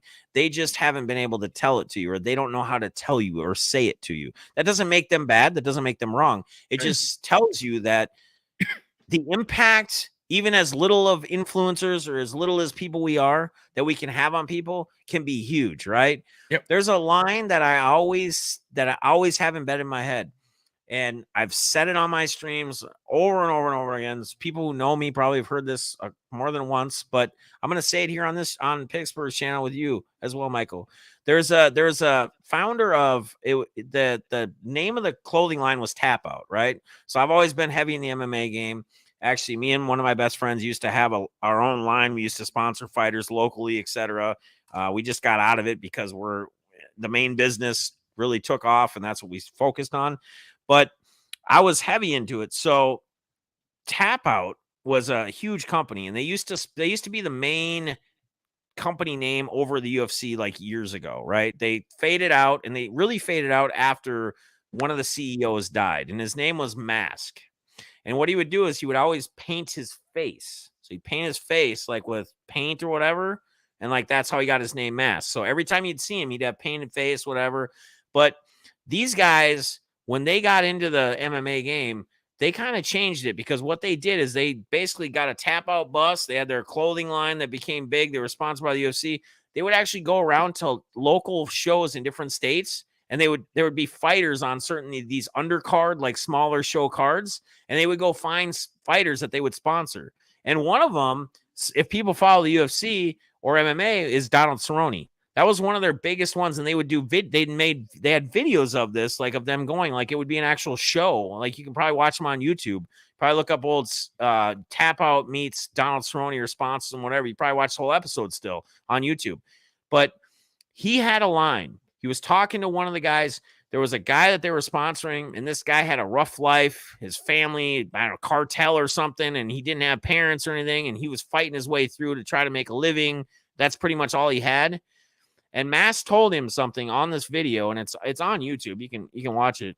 But he said he said to him, he said, you know why I do what I do? He said, I may not be able to touch 1 million people, but I may touch that one person that can touch 1 million. And that's powerful.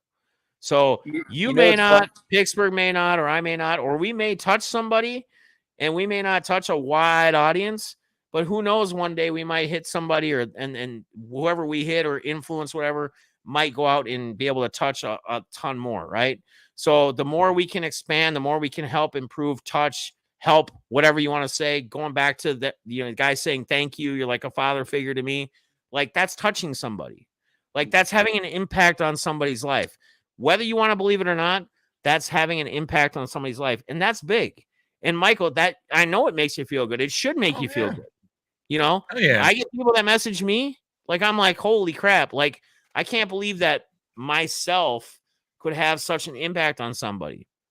And sometimes it takes a while to really realize, but we can, and we don't have to be, again, doctors, psychologists, shrinks, whatever. That's not what we're getting at. We're simply getting at making a difference, making an impact for somebody. We may not hit it home for everybody. There's people that are going to hate you, right? You always got to have haters out there, because if you don't, you're doing something wrong, period. I'm just going to say it. That's how it is, right? I mean, that's just the way it is.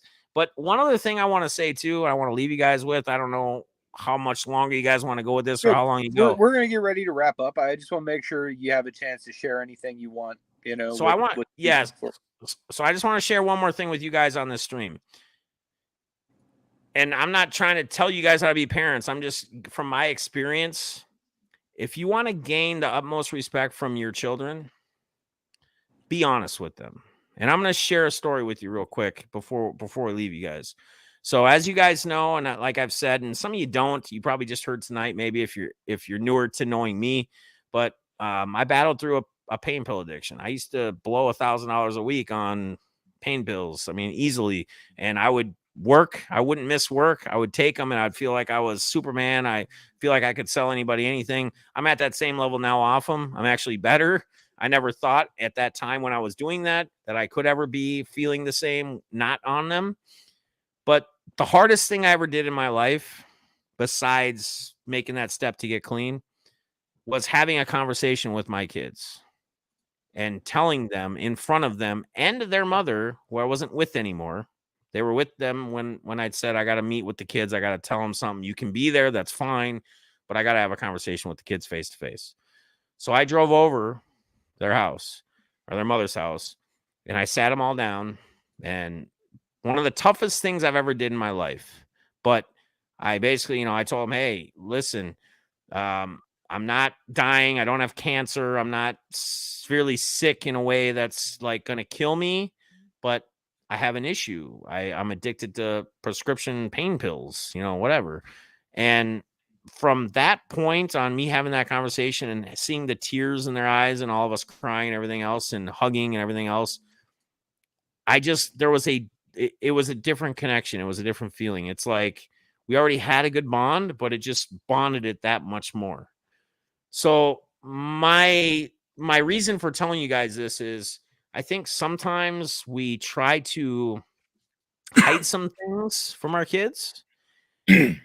And I think that the honesty and the openness with them is going to bring you and bond you that much closer. Don't keep things a secret from them. Don't hide things. Just be honest. Be upfront and be open, like I've been on my channel. And I think that goes a long way, because I think I look back and I say, if I would have never had that conversation, if I would have just at one point got clean and said, oh yeah, well, Dad, took this, I think it'd be a lot different. I think we'd still have a bond because we're still close, but I think it would be a lot different than what it became once I did that, once I had that conversation. Don't be afraid to have those conversations, right? Because again, that's also hopefully helping them in their earlier stages realize that, hey, my dad had an issue with this. He had a problem with this. And maybe it makes them think or double think when they get to the ages where maybe that stuff's coming around or somewhere around them. And people are asking, hey, do you want to do this? Or do you want to take this? Or do you want to try this? And they're thinking they got that in the back of their head that I remember my dad. I remember us having that conversation about him having a problem with this and whatever. It's in the back of their head as well now. So I'm going to leave that with you guys. Really, the only thing I want to thank you both for having me on tonight, man. It's been fun. Yeah. It's been a while since I've been just on a kind of a podcast type deal, just hanging out, besides when I do my in-depths, which I only did one. Well, I did two, but one I had to take down just because there was some issues within whatever. So I'm not going to get into all that, but, looking to, again, walk vlogs, daily walk vlogs will be coming back. We'll be doing some more in-depths. Obviously, I got to get some people lined up that want to do it, that have something that they want to share, man. And again, really the ultimate goal of those is to help other people, to hopefully touch other people, help other people, get people past or through some positions, whatever it may be. And if any of you guys are out there struggling, like Picksburgh said, Michael said, he's got that link down there, which I think is freaking amazing. I might have to hit him up on that and put that in my streams as well. But don't be afraid. Like if I'm live ever, whatever too, don't be afraid to pop in, say what's up. Again, kind of like Michael said, he touched on the whole, feeling inviting, welcome. That's how it is. That's how it should be. My ultimate goal, what I said when I was streaming daily, when I did it for like 7 months straight, every single day, my goal at that time was, like I told people, when I see somebody come in here, I don't want to know them just by their YouTube name, right? I want to get to know them personally. I want to get to know them somewhat on a personal level. I want to understand who you are. I want to know if you're going through some stuff and you want to share it. I want to know. Let's talk about it. Let's have a conversation about it, because I think, like I said before, ultimately talking about things, talking through things is how you get through things. If you don't ever talk through things, if you don't ever discuss it with somebody, whether whoever you trust, whatever, that's your go-to to talk to, it's just going to build. And eventually you're going to be like a time bomb and you're going to explode, and something's going to happen. It's not going to be good. So talk through, work through, whatever, be open about it, but pop in any stream anytime. We chat about everything. We can talk about anything. Yeah, I'll be doing some auctions as well. Again, here and there. I don't do them as often, but I will, and you'll be seeing me probably open some products here. I'm going to get back into, like I talked about earlier. So, but yeah, you guys, you can find me. I mean, you can click on my, I don't know, YouTube, it's Defness45. Twitter, it's at I am Defness45. I mean, Facebook, it's just Dinson Jeff. I mean, it's you can find me though. Through them all. You hit me up if you need anything, if you want to discuss anything, if you have like some crazy cool thing you've gone through in life or a story and you want to do an in-depth interview, I'm open, man. There's no qualification. There's no like, hey, you have to have this or you have to be this or no. I would rather interview people on a lower spectrum scale. When I say that, I'm not saying like you're a lower individual. I'm saying like I would rather interview people on in-depths and stuff that have a story, have something to say, that don't have a huge following, versus someone who's a million follower, or not that I'd ever get somebody like that, but I think we get more out of it, right? Because those million followers, whatever, they probably already had the same interview 10, 15 times. They're already probably on YouTube 10, 15 times. Yeah. We want to hear from people on our level, right? Like that haven't shared it. So that's kind of what I try to gauge at, if that makes sense. So yeah, absolutely. Great stuff. So yeah, man, I appreciate you guys, man. It's been hella fun, man. It's always good to just talk some hobby. It's good to talk life. It's good to talk about everything. Like I said before, talking about stuff is really what pushes you through. You need to do it. Have those conversations. Have people you talk to every day. Whatever it's about, like just get things off your chest. I'll be honest. I'll say one more thing as I'm kind of going here. When I really started the channel back then, I was going through basically getting clean, and I felt really alone. So I thought my first take was, I'm going to do a daily walk vlog, but I'm just going to record myself and I'm going to talk to myself. Right. And so I did that like a couple days, and I was like, I don't feel like I'm getting enough out of this. I feel like I'm talking about what I want to talk about and getting it off my chest, but I don't feel like I'm having any interaction. And I really separated myself from people I hung out with and everything because of what I was going through and trying to get clean. And the friends I had weren't really friends, right? Homies homies really help you get through, well, they're not really there when you're no longer wanting to participate in what you don't want to participate in anymore. And that's reality. So, and that's, again, goes back to, that's where family and close friends will always really have your back. I decided that, you know what I'm going to try to do? I'm going to try to go live and do this. And when I did, like, I think Balls was my first, because me and Balls were already talking, but he was my first one to kind of chat. And then I think Guns was the second one that came in. Like later on, I was doing like a Minnehaha stream with my Rottweiler, walking around Minnehaha. And we literally, I think there was 2 people in there just chatting, Balls, Guns, and myself, that first real live stream. But man, did we really get to know each other. And I think even at the time, I want to say Guns knew who I was. He knew some of my story, but he didn't know it all. And I actually kept the stream going. I drove back, and at the time, I was actually living in a hotel because I had a time in my life where I had to actually live in a hotel because I had gotten evicted from a place, and I tried to apply. I qualified financially and everything else, but they wouldn't do it because of my eviction. So I couldn't get into anywhere. So I actually had to stay in a hotel. I stayed in a hotel for almost a years back. But I got back to the hotel, and Guns realized I was at a hotel, and he was like, "What?" He's like, "This dude like will literally give his shirt off his back for people, and he's living in a hotel right now. Like, what? Like that's some craziness. But that's just how it is, man. That's just who I am." So, anyway, I think I'm good, man. You guys got anything else for me? No, I mean, just guys, do me a favor, go and follow Defness. I do have his link in the description down below for anybody that's not already following him. I'm sure most of my guys probably already know you, since, like I said, you're basically like an OG, or like the godfather of this like live streaming card community, in my opinion, at least. Michael, what's coming up on Huddle Card? Tomorrow night we'll have more live ripping and shipping. Then working on a couple different Eloy. I am working on 3 other potential, guests in the near future for the show. All in the hobby type thing of some interesting stuff. So you want to make sure you guys are coming back and checking out what we're doing. I mean, 17 episodes in. I can't believe it's been freaking almost 4 months, over 4 months doing this. It seems like we only started yesterday. It really does.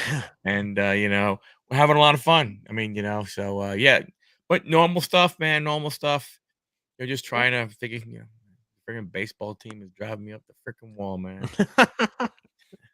Make sure you guys go. Go ahead. No, go ahead. I was just gonna say, make sure you guys go follow Michael over at Huddle Card, because we will be there next week.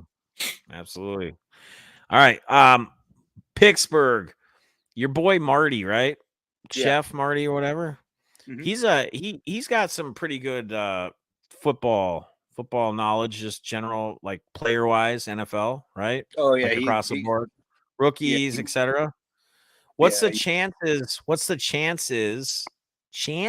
What's the chances? Maybe you can talk to him about maybe joining, like, and you could too if you want, or any of you guys can. But if you have enough or you want to discuss it, what's the chances of him possibly making that's the other thing. I have a Playmaker podcast I do during the football season too. So we do kind of like a weekly deal. We usually recap the last week and we talk about the next week, or we do a preseason thing before or after the draft, before the season starts, where we basically discuss who our sleepers are, who are, who we think our top rookies are going to be, what teams are going to be, where they're going to be at, etc. We kind of we go in depth. There's 4 of us total, and then whoever else we can get on. But I would love, I know that he was, because I know last year when you were in a fantasy league of mine, you said, I'm going to have Marty really knows this stuff. I'm going to have him help me draft. I'm like, cool. Yeah. So I would love to, if you could talk to him. I don't have the date yet. I'm going to get it set up, but I'd love to have him be a part of the stream if he could. Let me know. And it's pretty much. Let him know. Okay. I'm sure we can make that happen. It'd be freaking amazing because any different type of insights besides, you know, the normal, like me, Brady, Nate, and Balls. You know, like I said, you can join Michael if you feel like you want to talk about football, the upcoming season for a couple hours. You're always more than welcome as well. I mean, it all depends on if Aaron Rodgers goes to the Jets. That's all. If that happens, then I can come on and talk. If not, otherwise, the season ain't going to be worth talking about. Right? Oh, crap. Right on. But yeah, just keep that in the back of your mind. And, you know, yeah, I don't know, man. Just if you guys know of anybody too, as far as guests for in-depths that really have some uniqueness that that you know about, that they'd be willing to share. Again, not forcing anybody to talk about something they don't want to. People that are openly wanting to share, and maybe make an impact or change. I'd love to have them on. So, all right, we got anything else? No, I genuinely appreciate your time tonight, Jeff. Yeah. Yeah. Thank you very much, Absolutely, everyone, for man. being Absolutely. here. It's been a pleasure. Absolutely. Well, guys, sorry about the beginning as well with the whole issue with the weather. I had the same issue, man. That's literally why I'm at Get-Go right now. Like, I don't know why, but my computer would not connect to my home Wi-Fi at all. So it's like so weird. 10 minutes too. I'm like, oh crap. What do I do? So I literally just hop in the car. I'm like, I'm going to the first place that has free Wi-Fi. Right. But luckily it worked out, man. Awesome. So yeah, I appreciate. I'm glad it did. Yeah, I appreciate you guys. But again, everybody. Absolutely, we'll see man. you next week. Have a great night, guys. Appreciate you. All right. God bless everyone.